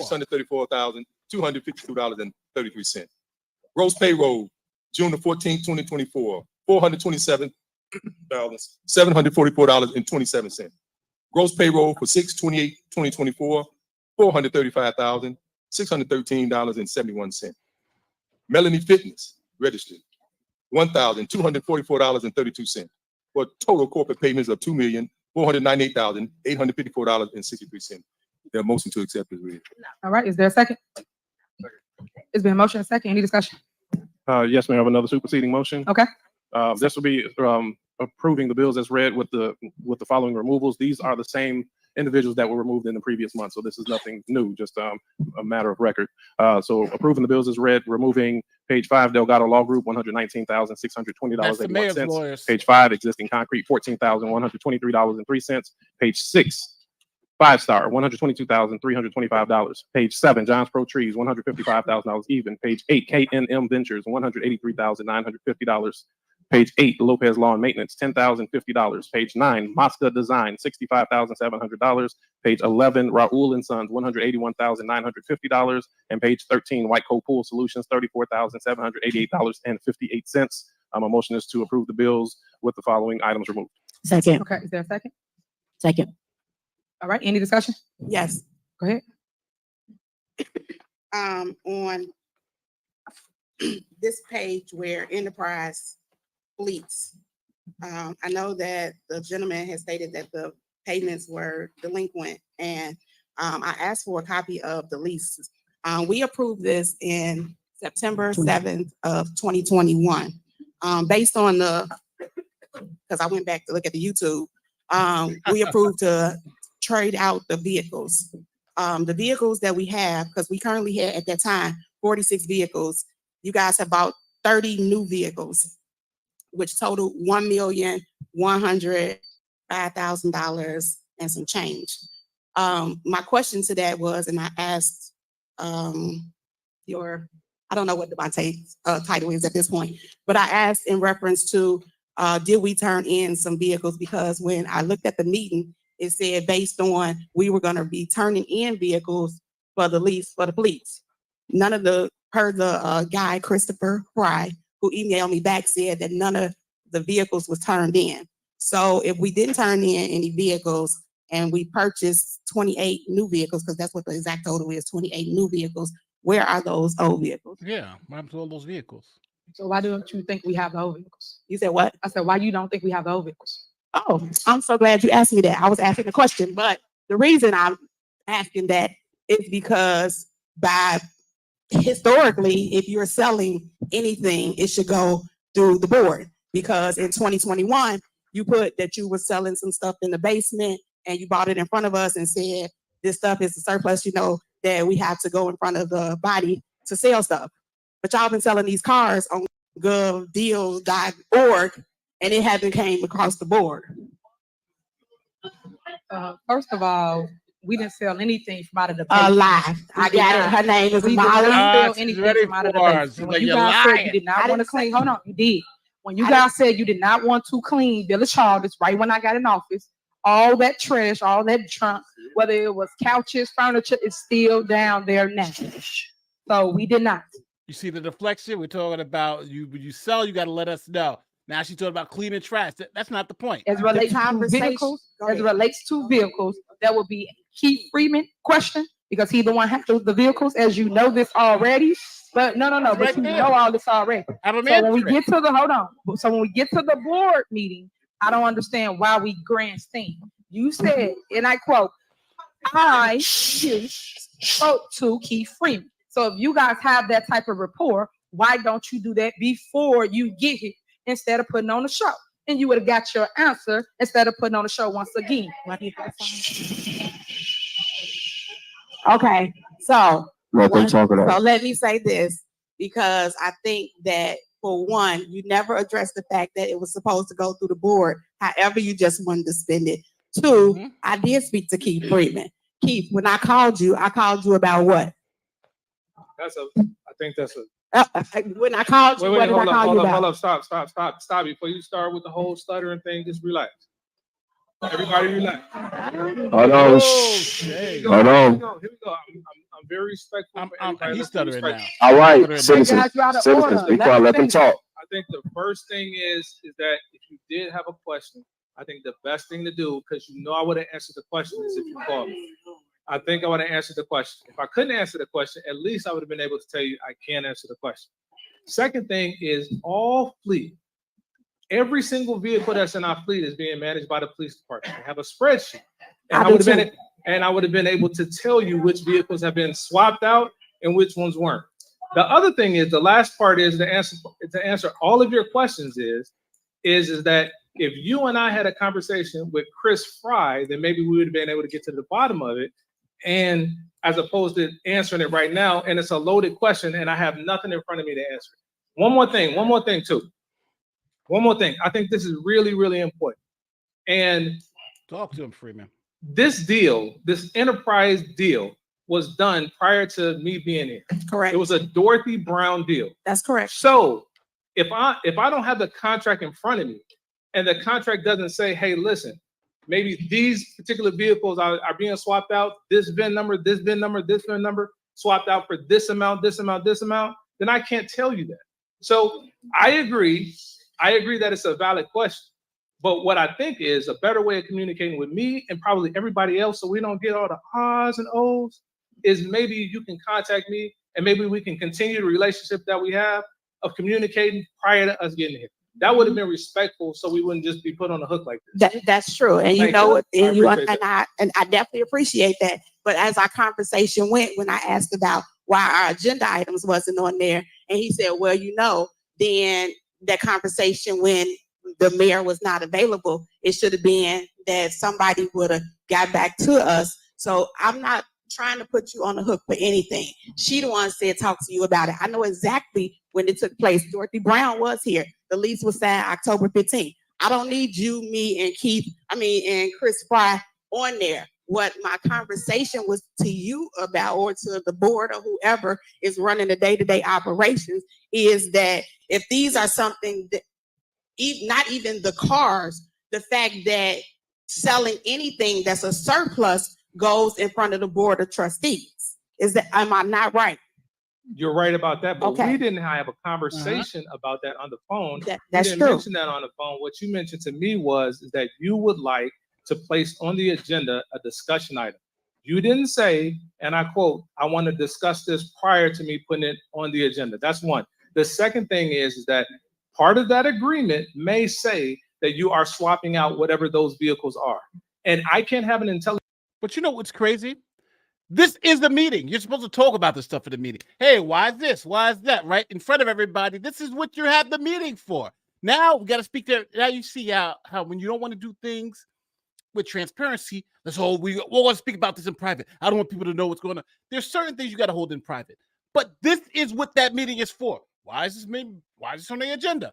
Why are we paying for this? Why are we paying for this?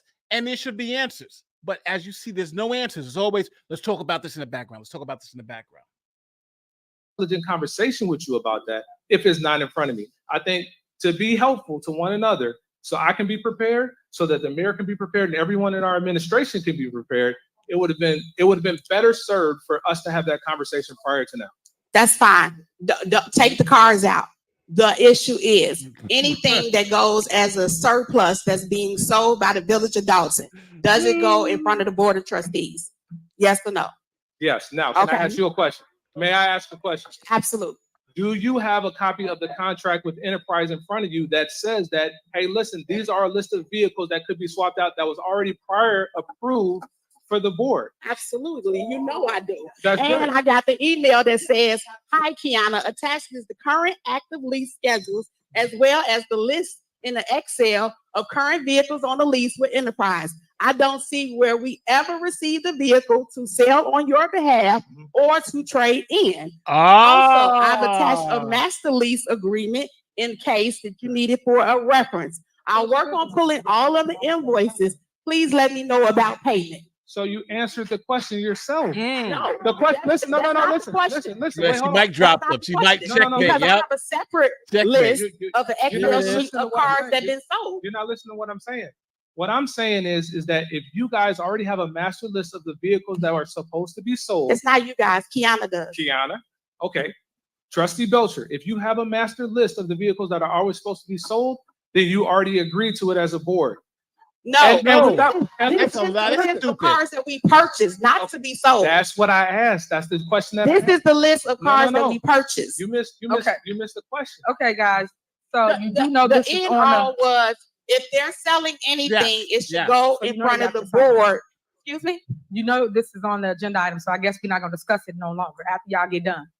I mean, as long you keep putting mic on there, so as many times as we can put it on there, we can. No, what I'm saying is you're discussing it now. We're in the middle of bills. That's an And item. this is to be a discussed. financial issue. And that's fine, but I'm saying it's on the agenda for discussion. So And why this would is we a not? financial issue. You on this? Forget it. All right, Keith, that's enough. All right, what else?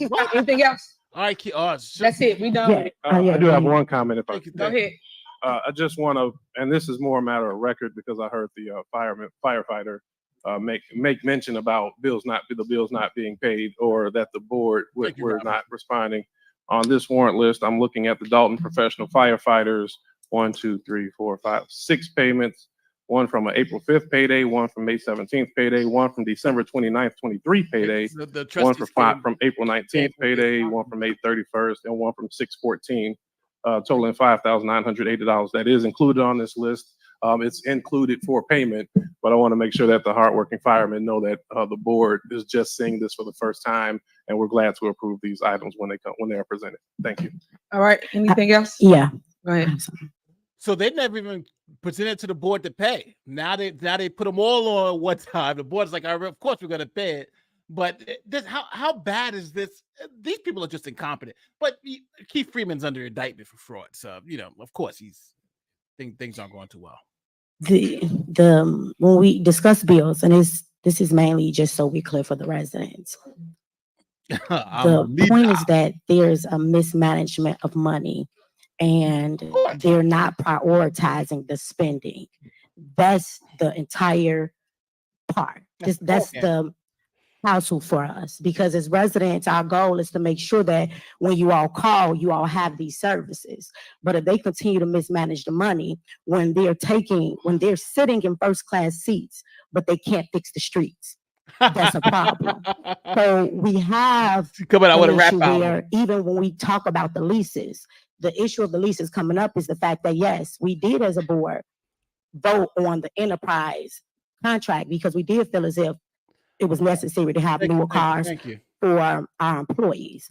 However, when you have $1 million in leases that we did not approve, the issue is that we cannot afford it.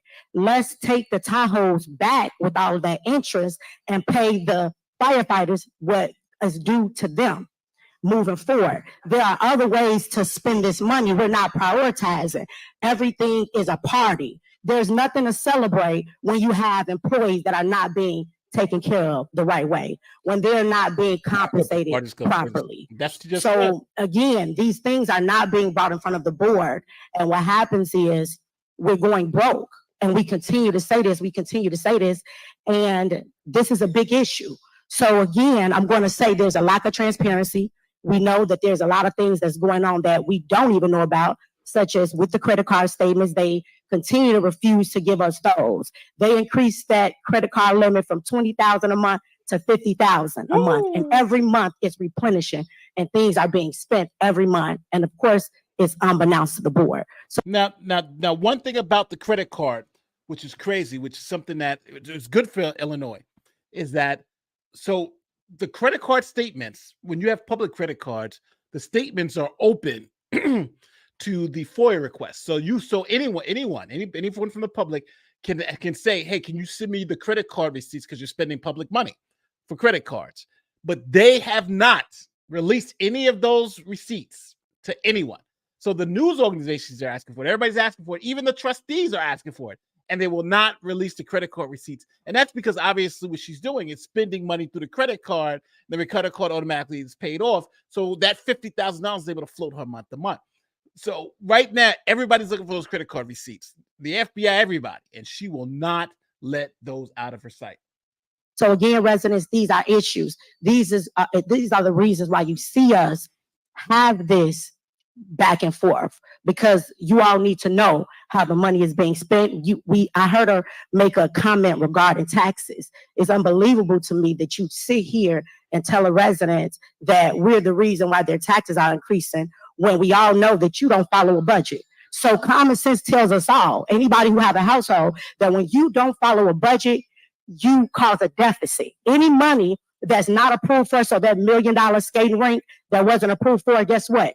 The taxpayers have to pay for it somehow. So whether the board approved it or not, we are all still paying for it, because again, with a deficit, anytime there's overspending, that difference is on the backs of the taxpayers. So despite the things that are going on in the South suburbs in general, you have a leader who continues to spend, and that's the reason why taxes are increasing, because they cannot follow a budget to save their lives. Thank you. Okay. All right, go ahead. One thing to add to that. It's a shame when we make bills and we don't pay our bills. If you look at those beautiful signs down Sibley, we still owe $65,000, $65,700 as of today's date. These people are looking for their money. Yeah. Their money. We can't continue to do reckless spending when we already owe so many vendors. It's sad that we constantly keep making bills on top of bills that we are not paying. The email is here. So again, when you say it's a lie, it's fake news, it's right here in black and white.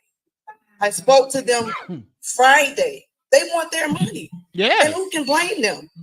But come down Sibley, as I told them, and you can see all your beautiful banners hung on Sibley. But today's date, they have not been paid. It's a shame that we cannot pay the vendors. And we sit here and say, it's a lie, it's a lie. It's no lie. It's the truth. We're not paying our bills. So let's stop making bills until we pay the bills that we have already made. Thank you. Okay. So in the end, everybody made their little victory speech. Hey, great. But the truth is, you guys don't pay people because you pull them off the warrant list. The residents are not slow. They see what's going on. You saying pay the vendors, they did the work. But yet y'all just took a ton of people off from getting paid. They did the work, right? Then pay them, approve it. But y'all won't do it. But everybody give a speech about, hey, we're not paying people. That's because the board chooses not to pay certain people. You take certain people off. That's called targeting. And I get it, because you guys want to control the narrative of everything, but you're the one creating all the chaos and all the misunderstanding. Because once again, I've stated before, if you really wanted answers, you would call. I always say call me, none of y'all call me. And you would come and sit down and talk about whatever you feel you don't like, don't understand, but you guys don't do that. What? That's why we're in a freaking meeting, to do exactly that. You go to the meeting, put it on the agenda. Let's talk about this. Let's figure this out. Let's do all this out. Let's do it in front of everybody so it's transparent. She doesn't, how can she not understand? That's why we meet every month. This is when you're supposed to go through all that. I don't think she understands. This is the time. It's all about a show for everybody now. And that's what's so sad. So then when we get out here, we got to try to lie to the public about whatever's going on. Just like how y'all talking about the firemen and they came up. Of course, you know, I'm going to get to the bottom of whatever it is. I'm going to do a whole video about it. Because just because somebody say something, don't make it true. Don't make it factual until you fact check it. How you know what's true? Did she say she's going to make a response video to the firefighters? They're like, yo, where's our money at? I'm going to make a video about it. She thinks she's a YouTuber. She doesn't think she's a mayor. She thinks she's a YouTuber. This is ridiculous. She did a skating rink, just ice, after her daughter, Justice. But it isn't even ice. Oh, my God. She thinks she's a YouTuber. I'm going to make a video responding to the firefighters?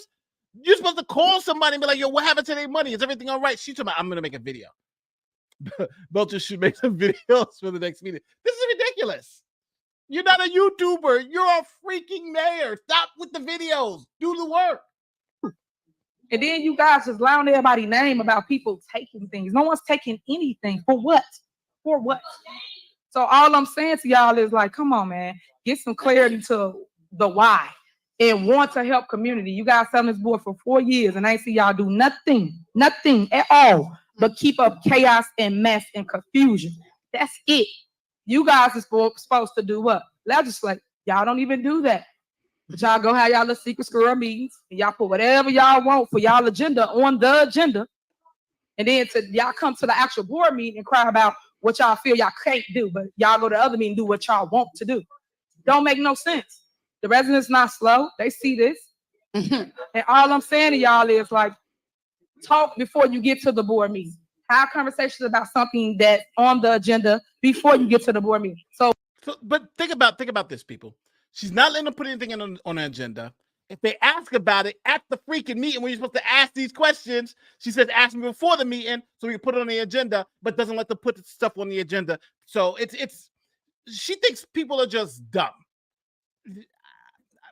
I don't understand when it's obvious. I think she's going to jail. I think she's going to be going to jail. She's going to jail pretty soon. Quick question. Can't the state and feds just subpoena the financial records? They've done that. The FBI subpoenaed all of Dolton and all of Thornton Township's financial records. And it doesn't look good. It doesn't look good from what I'm hearing, but we will see. I bet that's better. But they have, the news media has, FOIA requests has, the state and the feds have always asked for it. And I'm not sure if they've given to the feds because the feds is on federal indictment. So I'm assuming that she had to, but right now, they're not responding to any FOIA requests, anything like that. So it's like everything is under wraps right now. So everybody will be prepared because when y'all ask the question, half the time they don't have it in front of them. But y'all job is to try to make people look like they're doing something that they're not. Then when they give you the answer, you don't come back and clear it up. Just like the news don't. When they make a mistake, they just leave a mistake out there about whatever they said about a person. It's the same thing. But we can do better if we want better. But y'all don't want better. Y'all want to keep confusion up and chaos. And I'm tired of it. Y'all got to want to show the public that we can work together. We, us. At a board meeting. Think about it. We only see each other once a month. That's it. Once a month we see y'all. I don't see y'all at the grocery store. I don't see y'all at the gas station, at Walgreens. Hold on. I'm not done. I don't see y'all nowhere in the city that you supposed to live in. It's not a back and forth. Wow. Don't. So all I'm saying to you guys is y'all gotta really, really want more than just creating a whole negative narrative every single time it's a board meeting. And that's why I normally don't give this any attention or time at this moment. I go let y'all vote because you guys already got your mind made up. It's my Open Meetings Act. How y'all voting the same? That means y'all met, talked about it, came up with a plan, came here, y'all all vote together. No matter what we say, even if we answer the question, you still vote against whatever we gave you the answer to. So it can't just be your way. It can't just be y'all right and we wrong. It don't work that way. We give you the facts, we give you the truth, and you guys still keep the turmoil going. You literally got to say enough is enough. question. We got to move forward. You And don't I get it. answer It's election anything. time. Everybody got a voice. Everybody want to say something. When y'all could have been doing more work together, us together, before we got to this point. Because in 2 months, everybody up, right? Everybody up. And that's all it's about. It's all about attention. It's all about clickbait. It's all about, look at me. Look what we doing. Remember the elections in 2 months. We got 2 more board meetings and we got election time. That's going to be one hell of a run. That's it. When y'all ain't really been doing nothing, and then y'all fight. Mayor, y'all go around the fact that you guys raise taxes. No matter how y'all try to sugarcoat that, the board raised your taxes. I don't care what they say. They raise your taxes. See, so that's like her whole campaign. That's her whole campaign is built off that one thing. The board raised your taxes. Not the FBI subpoenas, not the federal investigations, not the fact that the money's missing. She thinks what's going to win her the election is that by continuously saying they raised your taxes. That's what she thinks is going to be the winner. But yet they want to say stuff about a budget. When we give you a budget, you don't pass it. When we give you a budget and we go get the money and bring it back, grant money. The lawyer had to tell y'all to put the grant money back in the budget.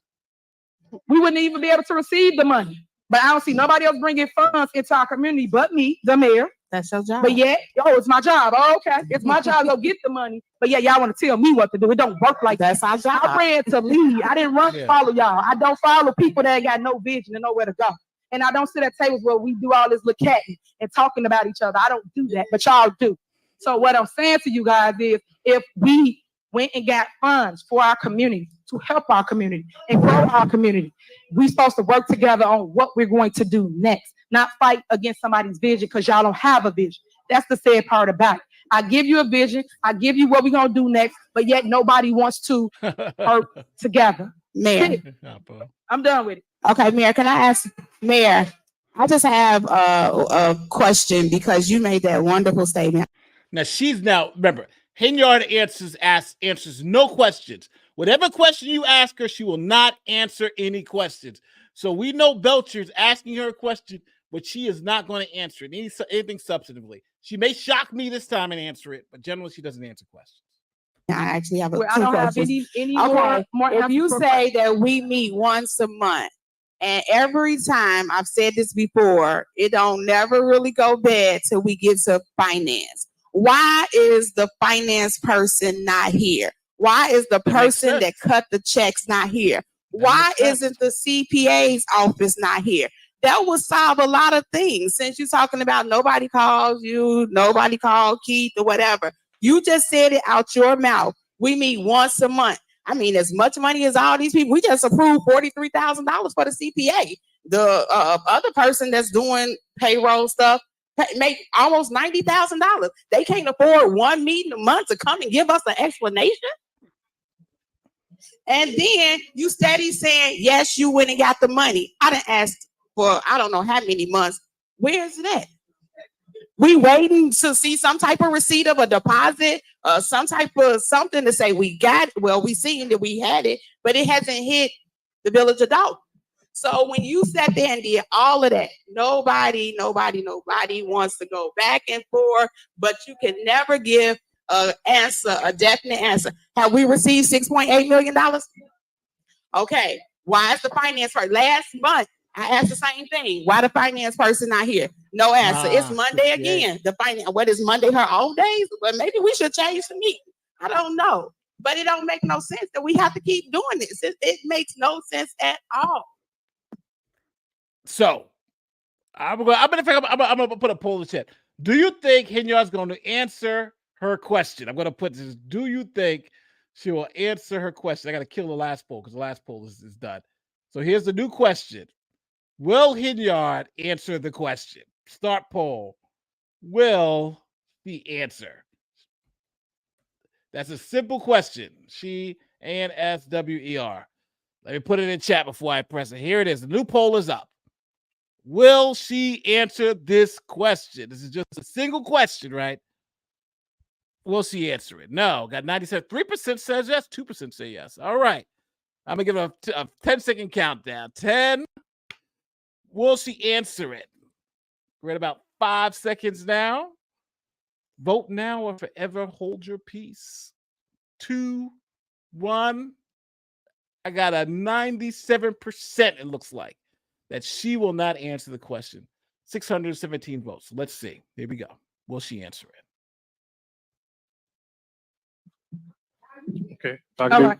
I got one more comment. Okay, after you, that's the end of discussion. We're gonna move on a vote so we can get through this agenda. There was no Just question to even follow asked. up on Trustee Belcher's point, after last meeting, I did email the CPA and ask them to be present or in attendance. They responded saying that they were willing. They were actually here in the parking lot and were not allowed into the building. Thank you. All right, is that it? All right, call her up. She be tricking us. So the CPA said, I want to come to the meeting. And they didn't allow the CPA into the building. Now, I'm hoping everybody understands the CPA, certified public accountant. That's the person who knows all the numbers and does all the books. That person says, yeah, I'm willing to come. I'm coming to the meeting. I'm going to tell you what's going on. And they locked the person out. What? The CPA's locked out the building. You know what? Somebody's got it. They should have something with the CPA.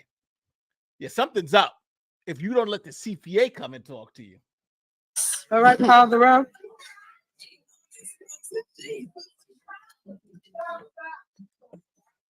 Trustee Belcher. Aye. Trustee Stan Brown. No.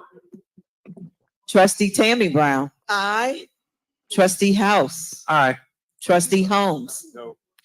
Trustee Norwood. Aye. Motion passed. Okay.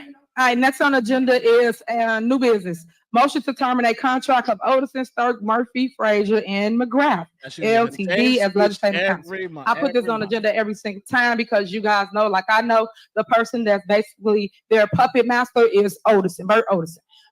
Just so everybody understands what's going on now. The trustees have their own lawyer. Their lawyer sues the mayor and gets stuff done. The mayor hates their lawyer, so every time at the meeting, she puts on the agenda to fire their lawyer. So that's what she's going to talk about now. Right now, he are creating chaos amongst our community. He has our community divided. What he do is go into communities and divide and conquer, especially the Black and brown communities. I've been saying this over and over again, and he's on the money grab. Every single time they ask me to go into closed session to give the lawyer cases. How dare him ask us to give him cases when he's suing the village? So you have to take it for what it is. That is what Odison is doing, but he wants us to give him all of the cases for the village of Dolton. We're not going to do that. At the end of the day, my level of power is I am the one that say he can have cases or not. And the answer is no. So I will not be bullied. I will not be manipulated into doing anything by this board of trustees as it relates to Bert Odison's group. And then also, he need to stop with the back and forth with the board of trustees. They keep him on, and I don't understand why. If somebody's not getting paid, you should ask your question. You should ask yourself this question. If a person's not getting paid, why are they still where they are?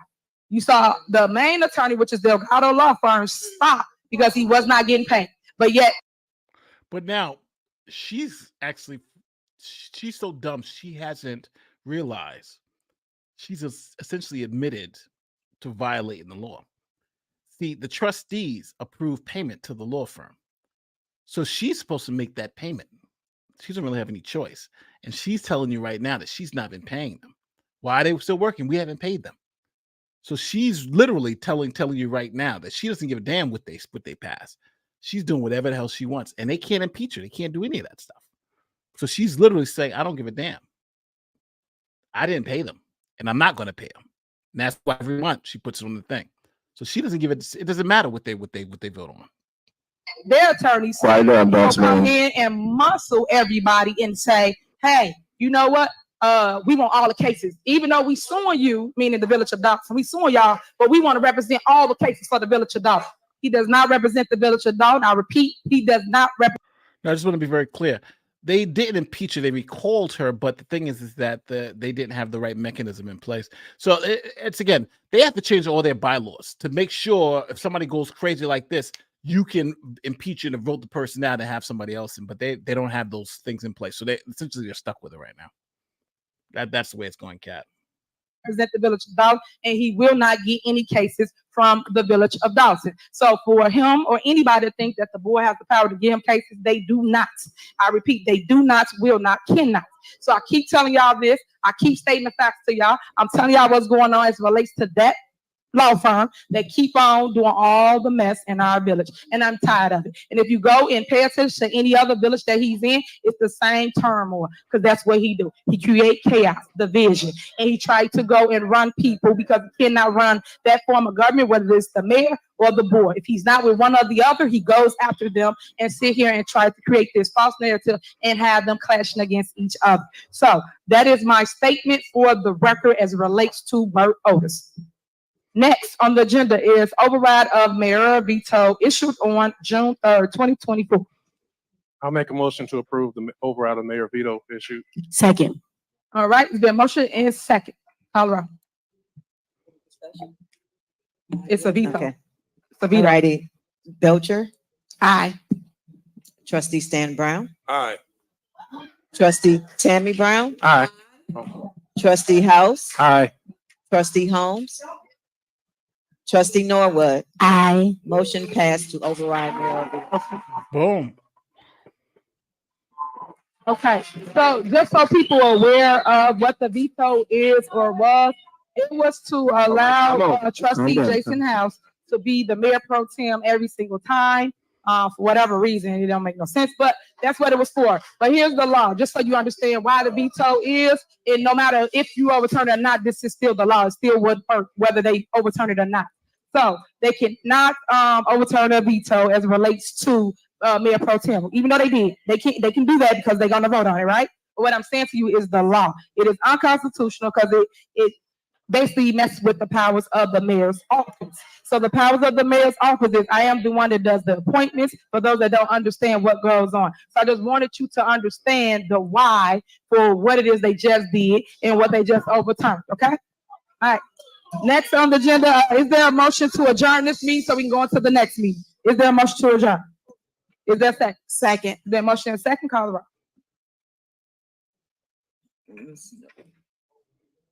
Trustee Belcher. Aye. Trustee Stan Brown. Aye. Trustee Tammy Brown. Aye. Trustee House. Aye. Trustee Holmes. Aye. Trustee Norwood. Aye. This meeting adjourned at 8:58 p.m. All right, so we got that meeting down.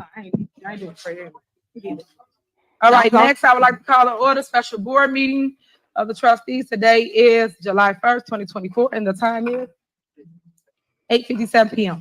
So now, so people understand what's going on. That was the regular meeting. So now the board members like, since we can't put something on the agenda to speak about what we want to talk about, we'll just wait till after your meeting is done and then call a special board meeting where we can now go through the stuff that we want to go to. So what Henyard did, which is smart, she stayed because she's the person who automatically chairs all the meetings, even the special board meeting. So that's what's happening right now. Please call the roll. 8:58. Whatever it is. Call the roll.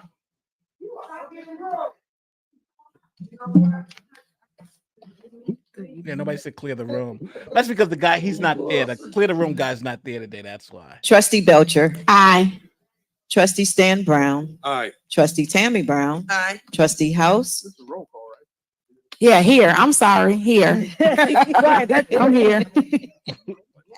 The wrong one in the first seat. Trustee Holmes. Trustee Belcher. Norwood. Present. We have a quorum. Yeah, they're gonna be doing the Karen retrial Did again. anybody else sign up for public comment? Okay. Nobody? Okay. Why is the bubble be behind her? I don't know. Nobody said clear the room today. Yeah, that guy, this guy's just not there. That's the police chief. He's not there. We stayed sober today, Brenda. We stayed sober today. So, I was hoping that I would not see less fighting and more cooperation, but I guess hope springs eternal, right? Oh, this clown is back. I guess is this on? Y'all hear me okay? Yeah. Okay. So for the record, my name is Armando Grundy Gomez, and all right. So just so we understand what's going on, because now this is another meeting, you got to go through the whole crap again. So now you go through public comment again. So now we got to do that whole thing again. as the mayor so duly noted, and where I came from, I guess I didn't actually fly here. I drove here, but I didn't. But wow, I really don't want to make this into a back and forth about who was. I do want to give shout out to Mr. Steve, your former trustee. I do think it's interesting that we all still can't come together, but I do love the brilliance of when people that are quasi-literate and try to say they understand the law. I'm going to trust a lawyer before I trust somebody that understands the law. Mr. Delgado, man, you should be looking a little uncomfortable. I don't know if that's gas or something going there, but you might want to try something for that.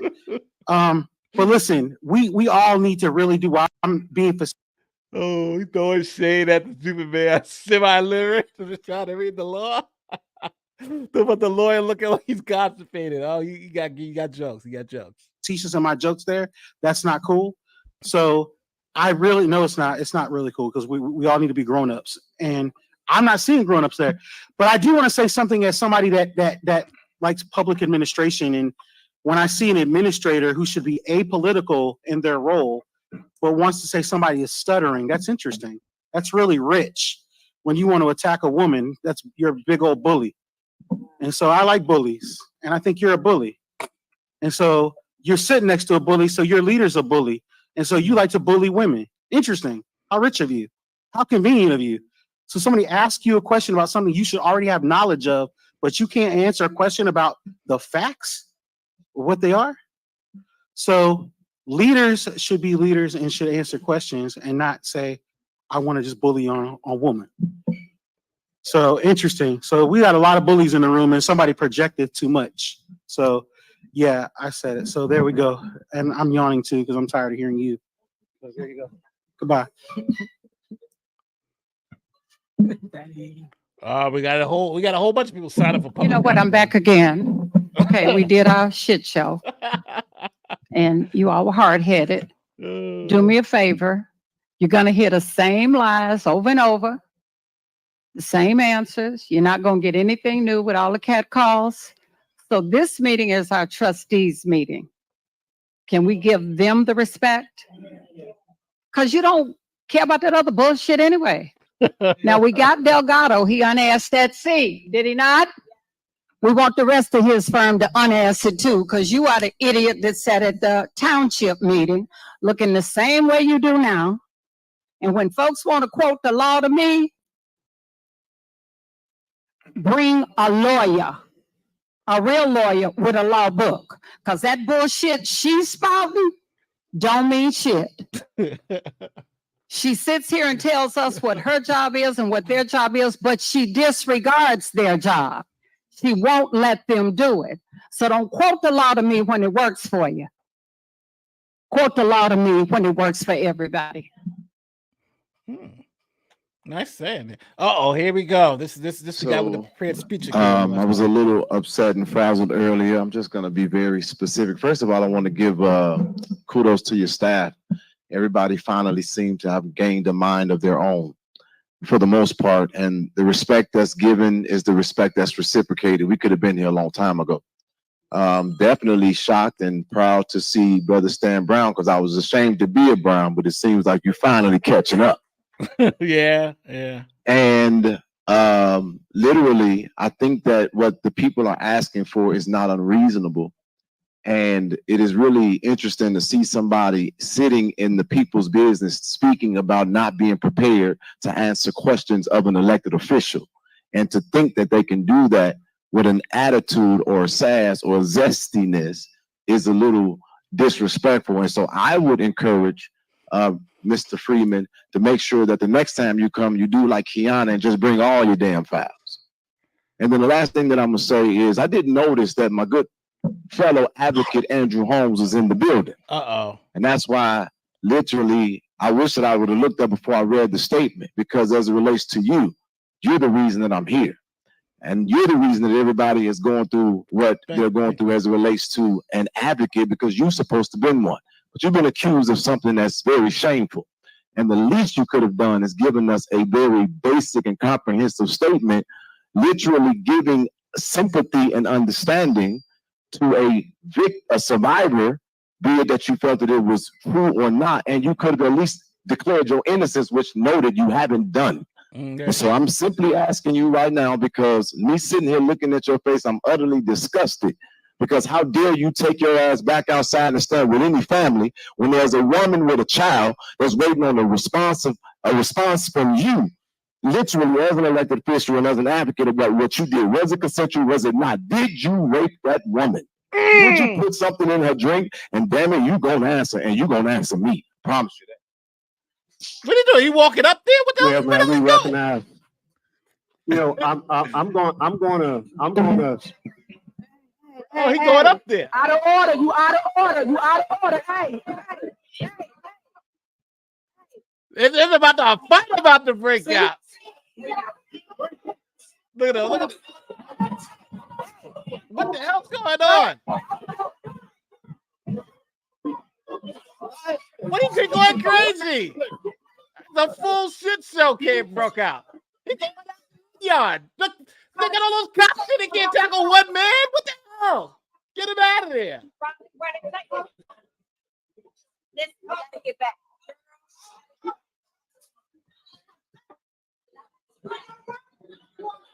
One guy? Matter of fact, he announced it. I'm going up there and take care of him. And they let him walk all the way up to the front. You're supposed to tackle that guy in the back.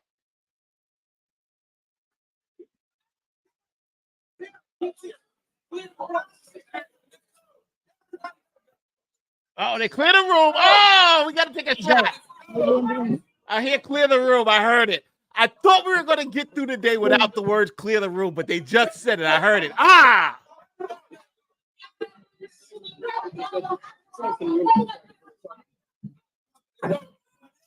We got clear the room. I think I heard it. Oh, we're going to hear clear the room? Shoot. We just got South Africa. Yo, this turn, they fighting up in there now. This is starting to get crazy.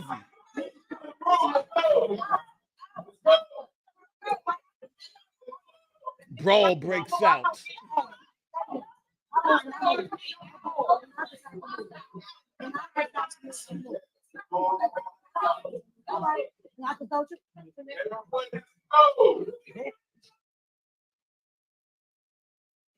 What the hell's going on?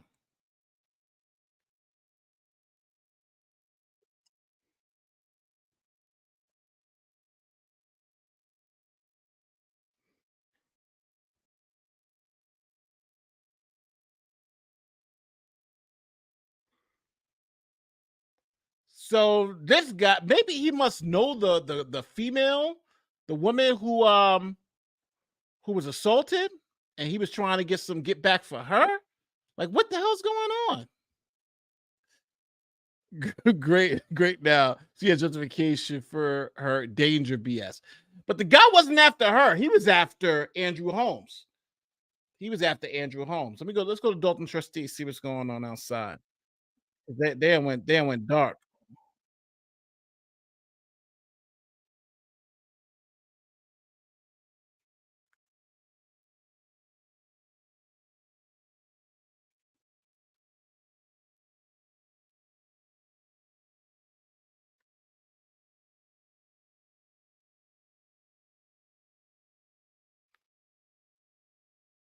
I think I lost. Sorry, let me stop this. I just lost audio on this too. So they stopped. So just so everybody understands what would happen, they stopped the regular board meeting. Everybody went outside. People are outside. I think they arrested that guy because he lunged at Andrew Holmes. Andrew Holmes was kind of about it though. He wasn't backing down. Let me go and see if I can pull this back up. I'm gonna see if I can pull this back up. See what the hell happened, because we can just rewind this a little bit. So this guy. So let's just. So this is what happened.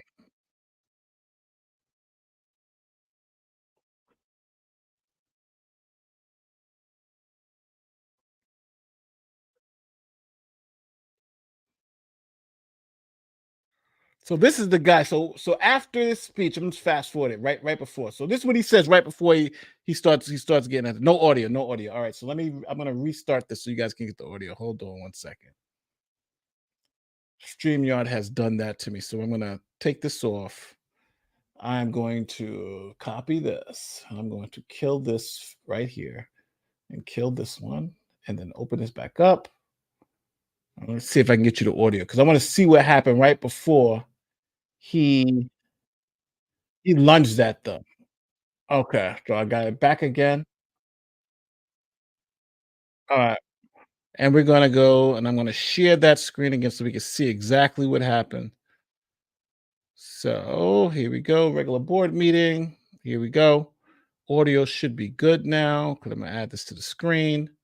And we're going to hear this one more time. So this is right before the fight broke out. He goes and it's going after Andrew Holmes. You gonna answer me. Here it is. Promise you that. So that's why I was like, is he going to go up there? What the hell? So here that you felt that it was true or not, and you could have at least declared your innocence, which noted you haven't done it. And so I'm simply asking you right now, because me sitting here looking at your face, I'm utterly disgusted. Because how dare you take your ass back outside and stand with any family when there's a woman with a child that's waiting on a response from you, literally as an elected official and as an advocate about what you did. Was it consensual? Was it not? Did you rape that woman? Did you put something in her drink? And damn it, you gonna answer, and you gonna answer me. Promise you that. Yeah, he going up there to get his answer. Yeah, man, we recognize you know, I'm gonna. Hey, out of order, you out of order, you out of order, hey. But see, Andrew Holmes is about it though. I got to give it to him. He may have raped. He may have, you know, he's allegedly, but he was ready to throw hands. Andrew Holmes wasn't. We wasn't trying to watch. He came out front. He was like, "All right, you coming for me, brother? Let's do this." Hey, look at out him. of order, you out of order, you out of order, hey. Andrew's about it. See? Now why everybody jumping around Tiffany? Nobody care about Tiffany. The lawyer, look at him. He worried. He like, he's like, these black people are crazy in here. Look at the lawyer. He's like, get me the hell out of here. Look at this guy. What are you doing? He's still fighting. Like 6 cops over there. He should be in handcuffs on the floor and handcuffs and taken out. This is crazy. Yeah, what a freak show. My God.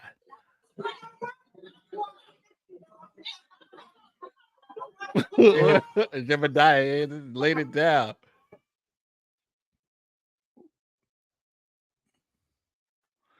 Jason House immediately went in, and yeah, Jason House, he stood right up in there. That's crazy. God. Gold, maybe platinum. Bumblebee do that anything. Yeah, where did Bumblebee go?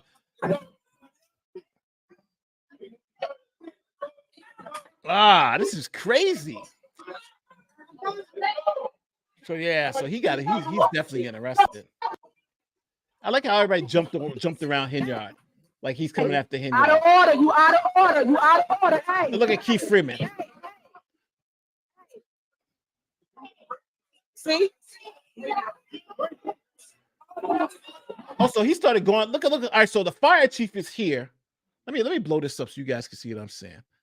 Because right now I'm talking about it, but I want to blow it up. So as you can see on the left-hand side of the screen, the fire chief is pointing because he's look like he's going after Henyard now. Bumblebee, where did he go? Oh, he's dragging the police with him after Henyard. So you got the police guy, the firefighter, you got 3 cops there, and they can't stop this guy. He's still going. Why documented it? Wow. This whole thing is insane. Well, we will be back. We will be back. Yeah, Bumblebee had got the hell out of there. Bumblebee was like, yo, I ain't get paid enough for this. You think it's stage? Somebody said stage. Groves said, was it Groves? Groves says it was stage. You might think it was stage. You guys think it was stage. This is a circus. Yeah. This is the second meeting didn't even get started. It was a fight broke. Wow. What are you guys thinking? This is crazy. Rigby thinks it's stage too. In case it's over, enjoy it as always. Can't wait for the next one. Yeah, when a fight breaks out at the end, we're about to get out of here. Well, no, they were about to do the next meeting, and it got crazy. So not surprised. Stage, nope, nah. I think that guy came for something crazy. Nate, you're a great lawyer. Please help Jen. I think he's okay. He didn't hit anybody, but he did. There's a little I would call this disorderly conduct. So, Radio Shack says it was staged too. Some people got staged. Well, listen, guys. As you see, we've watched the madness in Dolton for almost 3 hours. 3 hours, and it ended on a pretty high note. There was a fight broke out. They got to tackle this guy. Number one, how the hell he get all the way to the front? Because he literally says, "I'm going up there to get my answer right now." Trustee Holmes, you could tell he's from the hood because he wasn't trying to have it. He's like, "Yeah, you coming? You coming over here? You about to get some fire?" So it was crazy. That's crazy, and it took way too many cops to take this guy down. But so at least we had an arrest. Next we got 2 more months before the election. I think their elections are in November. No, I'm not 2 months. 2 months. So 2 months for the campaigning, and I think their elections in November. So they're going to start campaigning soon. Tiffany Henyard is going to obviously she's running for mayor again, but I'm assuming Jason House is going to be her opponent, or maybe another one of those trustees, but we'll see. We'll see. But this was a interesting end to the evening. So for those of you who don't, let me see. I was checking out my subscriber count before I leave. So this is where I'm at now. I'm pretty close to 500K. Look at that. I'm less than 400 away. So 499. And it's so wild because getting over that 500,000 it takes like forever. You're like, oh my god. But I'm almost there. Different angle from Jebediah. Can't post link. Oh, all right. Do you tell me the name of the channel? We'll look at it right now. Let me see. Jebediah. Something was going on. Let me see. Hit like. Let me see. Jebediah. But no, you know what I can do? I can just look at all who's ever live. Any live streams talking about Dolton. I can see them all. Just do the search. All right. So I'm looking at all live streams about Dolton. Let me share this with you guys. So these are all live streams now talking about Dolton. This is this person. This person's still in the room. Let's see what she's talking about.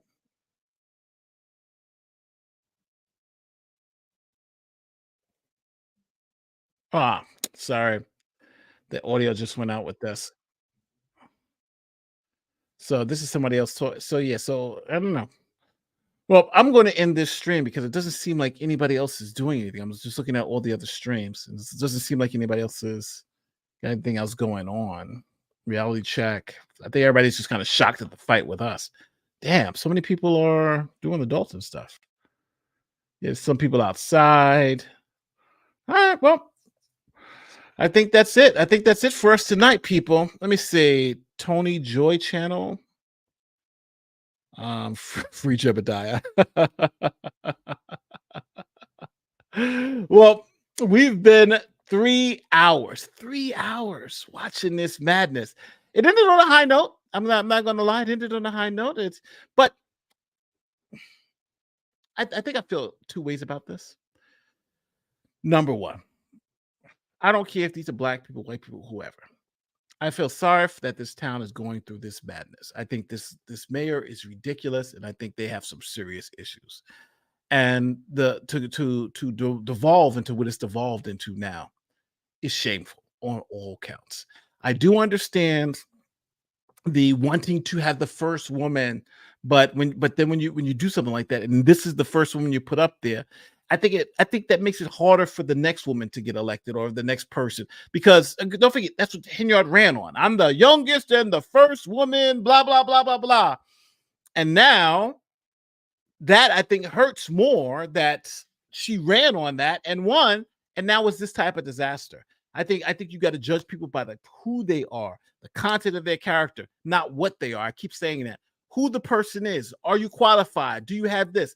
That's how we should be judging people. Until we figure that piece out, I think we'll always be in this perpetual nonsense about everything being racist, everything being this, everything being that. There are opportunities out there that we can achieve. And it's funny because I think the thing that's holding us back is the mentality that there's always somebody after you instead of blaming yourself. And that's what we see with this whole Henyard thing.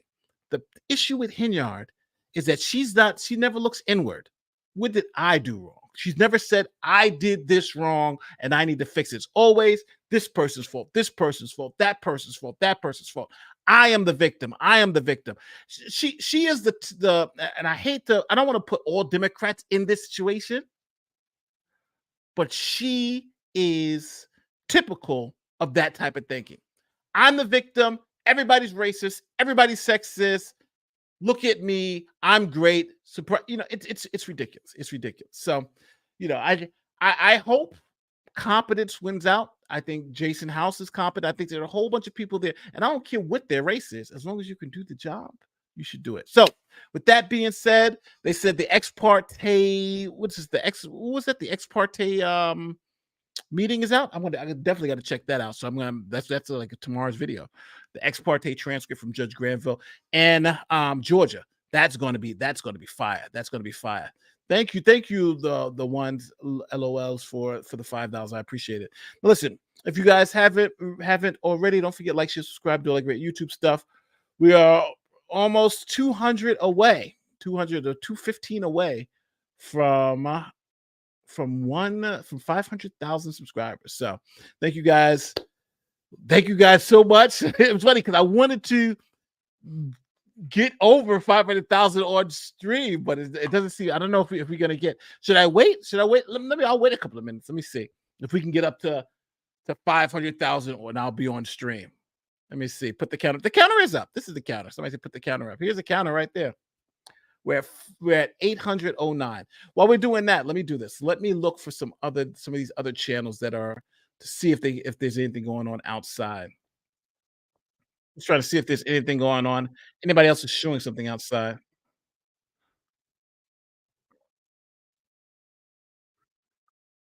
No, they're just shooting old stuff. Got some parking lot stuff that's happening.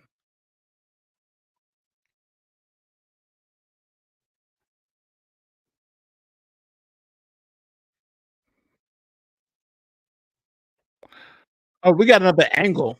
I think I got another angle first. Yes. All right. So yeah. So this is a different angle. So we can kind of see what happened. All right. Let me go back. All right. So this is yeah. I'm gonna play this because this is a different angle for it, so we can all see this different angle. Let me play this. So here's a different angle for the madness that happened. Let me play it. Play. So I have to rewind it a little bit. Let me rewind it to the part where he. Yeah. All right. So here it is. So here's a different angle because I keep trying to say, why the hell did he get up to the front so fast? So now we get to see this from this angle. This is going to be good. Let's see it.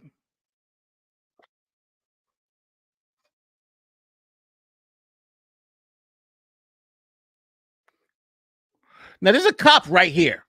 Is he going to walk by this cop?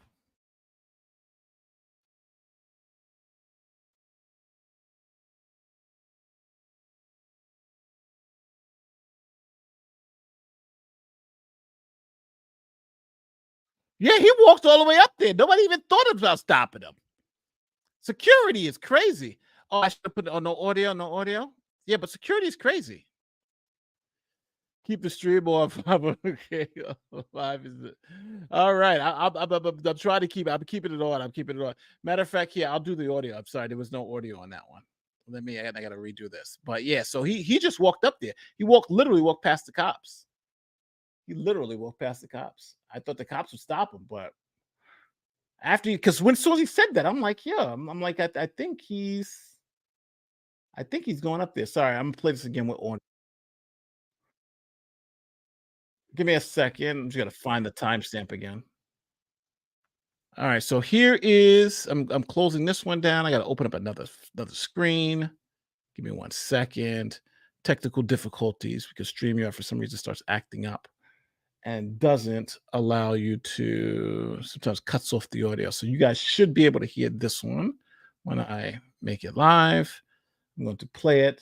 And we get to see now from this different angle because we really saw from the other basic and comprehensive statement, literally giving sympathy and understanding to a survivor, be it that you felt that it was true or not, and you could have at least declared your innocence, which noted you hadn't done. And so I'm simply asking you right now, because me sitting here looking at your face, I'm utterly disgusted.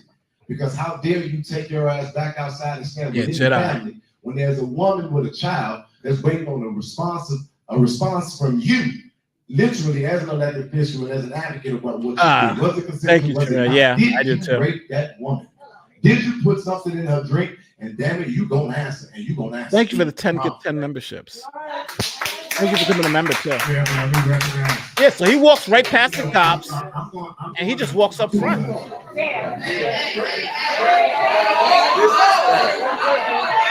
Lock him up. They should have never let him in. That's a trustee. Lock him up. Lock him up. Lock him up. All right, so they push him against the wall.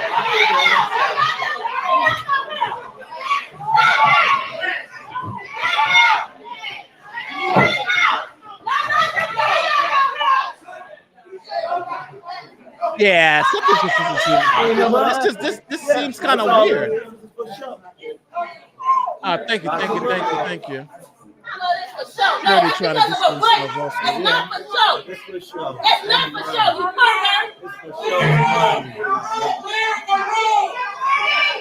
There was a clear the room.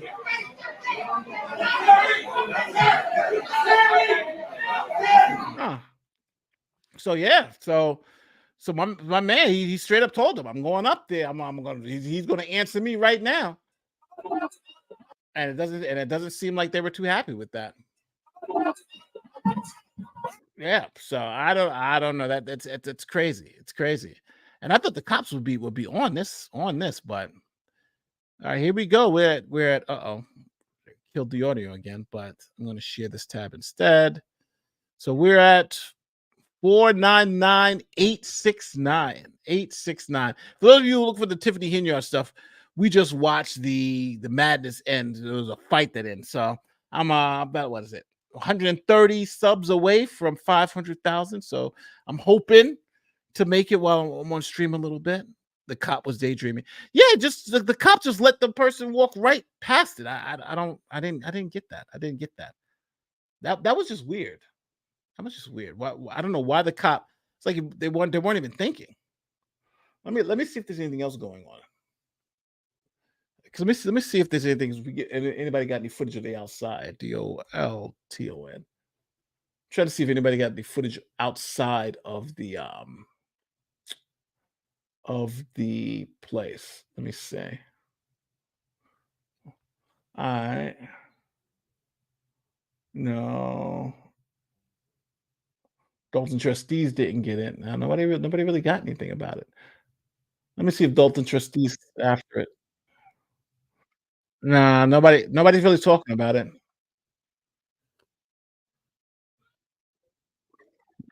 Sorry, I'm trying to literally look to see if anything else has been up there about the fight afterwards. Now, some people are saying that it was a setup. But some people here were saying it was a setup too. Nah, nobody got anything afterwards. So they probably locked that guy up though. I think you got to lock this guy up. I think you have to lock him up. He's crazy. Now you put your sub count in the corner of the screen. You'll get there. It's up there. It's 9:10 now. 9:10. Playback wide woman in a muumuu followed him right up. Oh, that's true. That's true. Then sat down. Yeah, I'm gonna play that back. That's true. She did follow him right up. Yeah, because I did notice that. Like there's another woman who was there, but she sat back down. Oh,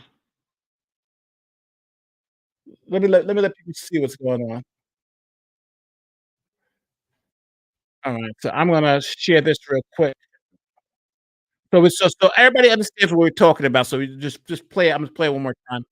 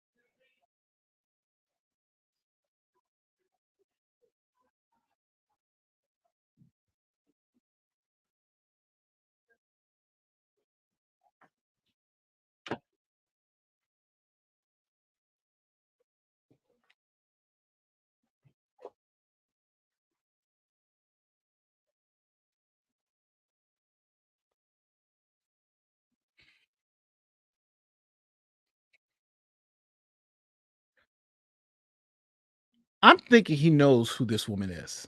I'm thinking he knows who this woman is, and that's why he's so upset, and he essentially just ran at her. As a mayor of a small town downstate, I watch this because They're a masterclass on what not to do. Thank you for gifting the 10 memberships.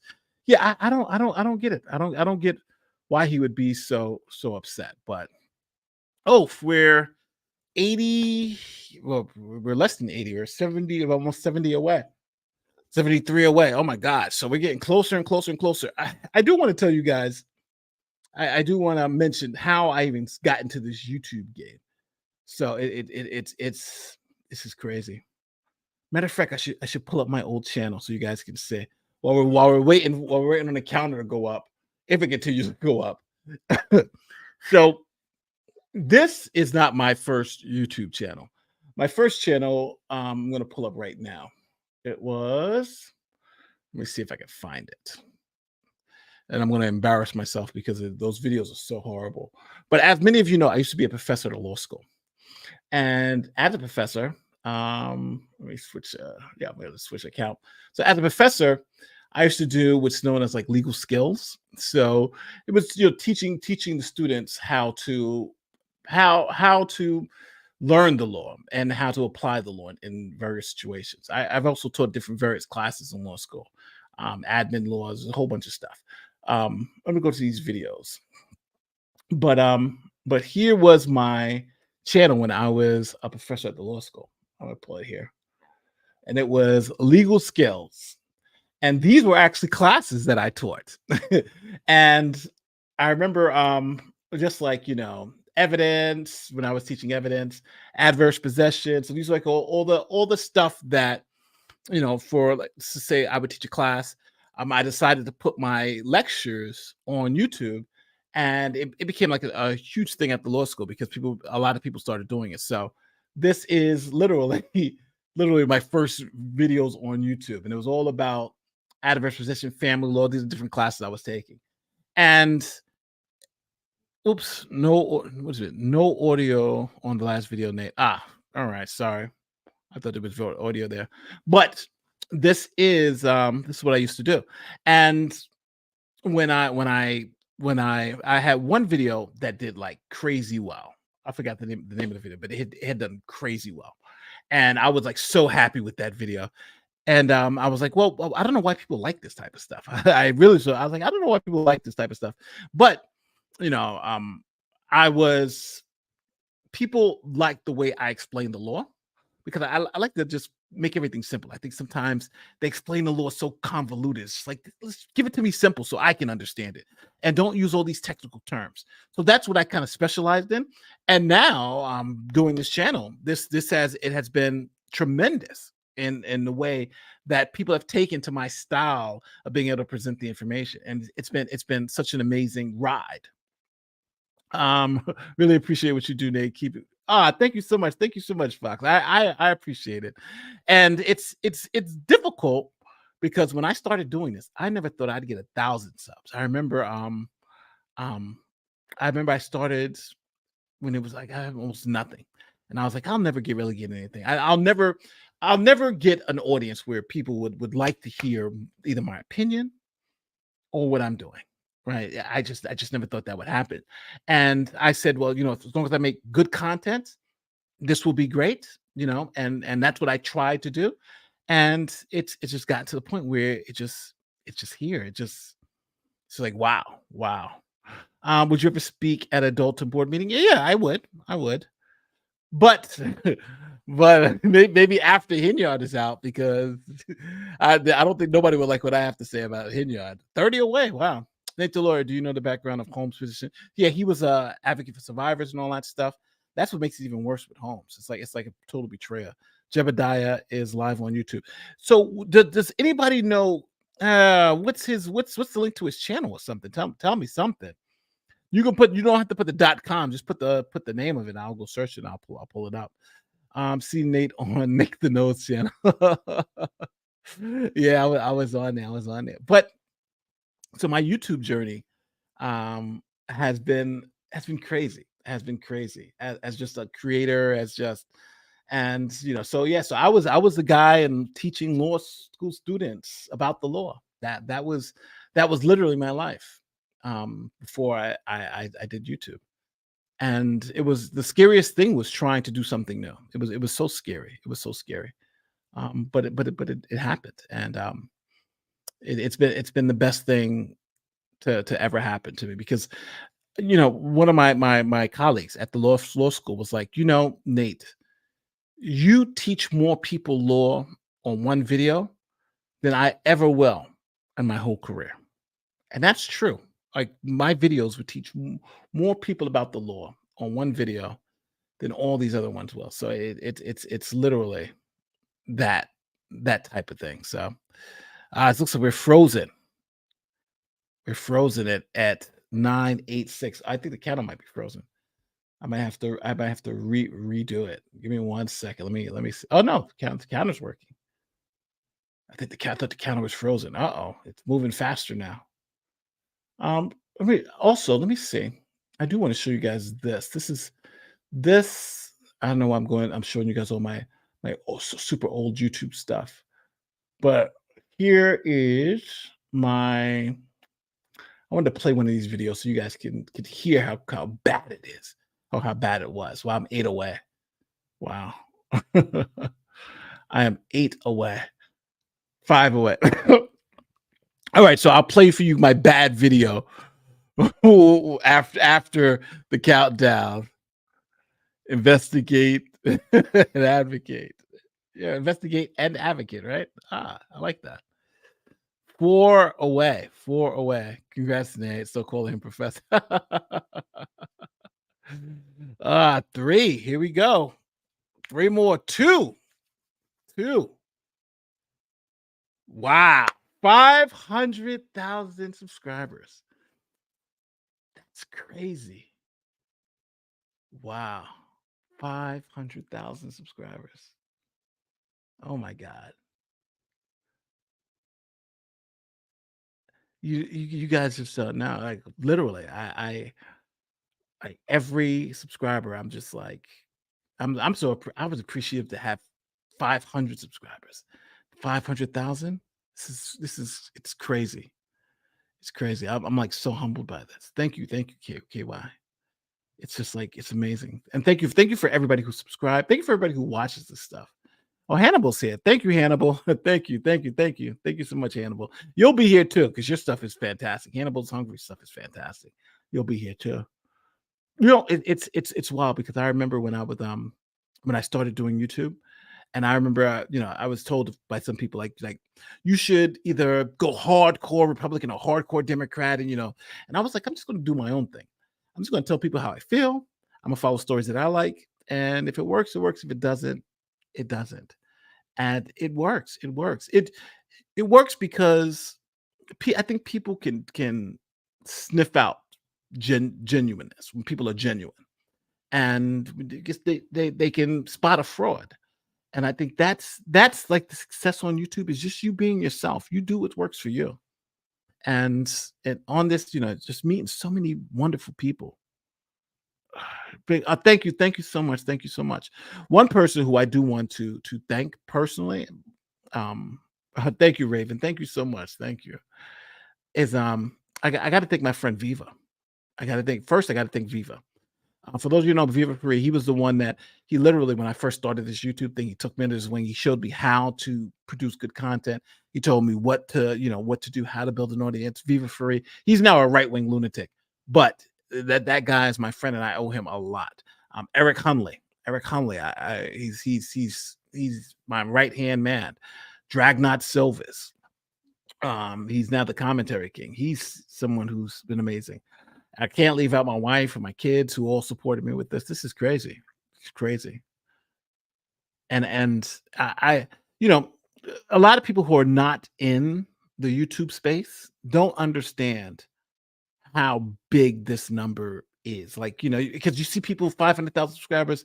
For me, this, like, when I remember, like you have to live this life. I remember just having 5 people watch a video and be happy that those 5 people watched it. I still remember my first video that got 1,000 subscribers and 1,000 views. And this is truly amazing. I'm so blessed. I'm so blessed to have this audience, and I'm so blessed to have people who love this content, who love what I do. and who stay here and who enjoy. We put a lot of work in, me and my team, like for these stories and everything. We do put a lot of work in. So, and it does pay off. It does pay off. I've learned a lot about the law watching your channel. Thank you and congrats. Yes, yes, yes. You know, like some people ask me like, what's my favorite video that I've done? It's not because I have one that's I have like a lot of videos who've done millions and millions of views. Thanks again, KY. Though my favorite one is my one on Roe v. Wade, because that one I literally had a professor from a law school reach out to me and say, "Can I use this video to teach the students why Roe v. Wade was overturned?" Matter of fact, I'll put that video in the comments in the chat. But I literally had someone a law professor ask me if they could use that video to teach their students, because it was the first time that somebody had explained exactly why without the political stuff. And I just found that video to be so. It was, matter of fact, Joe, good logic. When he saw it, he was like, "Oh my God, this is such a great video." But that video was really I think, if not my favorite video, it was one that definitely I'm extremely proud. And it didn't get that many views. It didn't, but it the fact that people could understand that I was able to teach people something complex, because Roe v. Wade is extremely complex. But that video literally was able to teach just the everyday person exactly the process, how it went to. So that's my favorite video. It's not a million view video. It's just a video. It's a hard law video. It took me a while to do that video. It took me a while to research all those cases and read all that stuff. But that's like, those are the type of videos I love. And I love all the videos I do, but that's like my favorite video. But with that being said, 500,000. I'm about to go and kiss my wife and wake up the kids and tell them, can you believe we have 5,000 people who watch your dad on YouTube? And it's a shame. And for all the people who I haven't, I don't mean to miss anybody. Like my man Uncivil, who is a great friend of mine. Thanks again, Knight. I appreciate it. Lead. I know Nick is going through some things. Nick Ricada, he's going through some things like, the Coke stuff. I appreciate him. I know Barnes now hates my guts and says horrible things about me, but I still love Barnes because he was one of the first people to, help you out. And just because, people, you fall out with people doesn't mean you can't appreciate them when they were there. I want to thank Fiona, Exiled. Oh my God, Exiled, who just passed away. All my mods. Oh my God, Linda. Thank you so much, Linda. Thank you so much, Fiona. Thank you. It's like it's crazy. Simos is like my number one guy, and Simos is like, Simos is one of the people who keeps this thing together. Simos, he doesn't know how important he is to this whole thing. Christina is great too, but Simos is like incredible. Like I don't know what I did to deserve Simos at all, but he's my lead mod, and he is like, I don't know what I've done to deserve, to have such a great moderator. I just don't know, but it's great. Dolton residents are all pulling up to the Dolton police station protesting demand the Jeopardy. Channel is Investigate and Advocate. That's why people kept saying Investigate and Advocate. You should say that's the YouTube channel. All right, so let me look. Investigate and Advocate. All right, here we go. Okay, I was about to leave, and now you guys finally give me the channel. So I'm looking for, but I got to close all this stuff down real quick. Investigate and Advocate. And let's see what Jeopardy is doing. So why is he? Okay, I see him.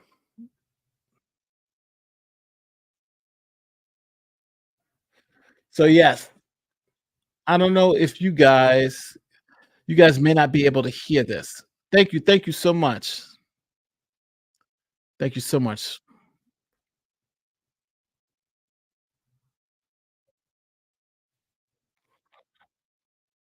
So you guys have it. Can you guys hear this? Let me make sure you guys can hear this. Are you guys getting audio? If you guys are not getting audio, I have to reset this thing. Because on my side, it's saying that you guys are getting audio. Congratulations. Thank you, thank you, thank you. Nope, no audio. All right. So what I'm going to do is I gotta restart this. So I'm gonna copy this link so I can have it. I gotta close this off so that can go away. See, yeah, there's this like little bug in StreamYard sometimes that kills the audio. So I have to close those down and then put it in another browser, which makes no sense. All right, so this should work. Let me see, share screen.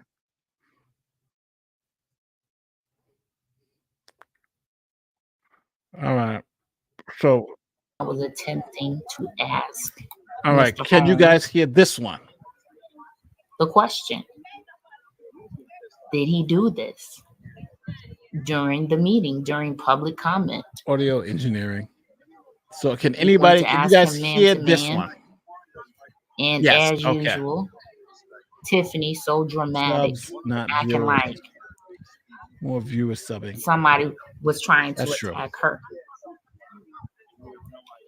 That was not happening, of course. But you know, she had her flunkies. So her flunkies So just so everybody knows, we're outside of the police have station. detained him. We're outside of the police station. So So I'm just moving back so we can stay. People, 2533 these are all the option people 4. outside of the police station. This is his channel. So they should have covered him being arrested, right? Let's see. Well, they didn't say he's arrested, he's detained. And look, Come out to the police station if you are in Dolton. There are 20,000 residents in Dolton. This podcast should be full. Let's get our advocate. Yeah, so Let's they all go, at the police Dolton. station trying There's to 20,000 get him out. like that, till you knock off 8 All right, Buffalo, New York, to support Dolton, Illinois. So this is the police. They even got the number up there for the police. He says so. Yeah, so he's being detained, but he should be detained. You know what was he doing? What was what the hell was his motive? Why is he rushing the state, rushing at Holmes? Holmes did it, did it? Yeah. So what happened? All right, so this guy rushed the stage, rushed to confront Andrew Holmes. A fight broke out, a little tussle. That's what happened. So he got arrested. Well, he got detained. They said they're not claiming he's arrested. And now these people, this is his channel, and they seem to be asking people to call the police station to see if they can get him out. So they're begging people to help. So right now, these people are in front of the police station trying because he was detained. So this is crazy. Yeah. Well, with that being said, I want to thank every single person who subscribed. I want to thank every single person who's here. I want to thank every single person who's been with me on this journey. This has been a hell of a ride. I was the last person I thought would ever be an influencer or anything close to that. So he's probably facing. He's not. There's no assault charges here. He's probably facing something like some disorderly conduct, whatever their version of disorderly conduct, making a scene or something like that. It's probably be like the misdemeanor or a violation. He'll get a fine and say come back to court and be a good boy. So it's nothing serious. Thank you for sharing your legal knowledge. Consider branching out and advocating veterans. We need you in the VA. Well, most people don't realize this. So for my first 2 or 3 years on YouTube, actually, let me go back. When YouTube started making money for me, where I could live and and feed my children and stuff, I started taking cases pro bono. So I took a lot of cases pro bono. I was actually in the New York Times. So a case I was in the New York Times where it was a totally pro bono case. And so I was in the New York Times.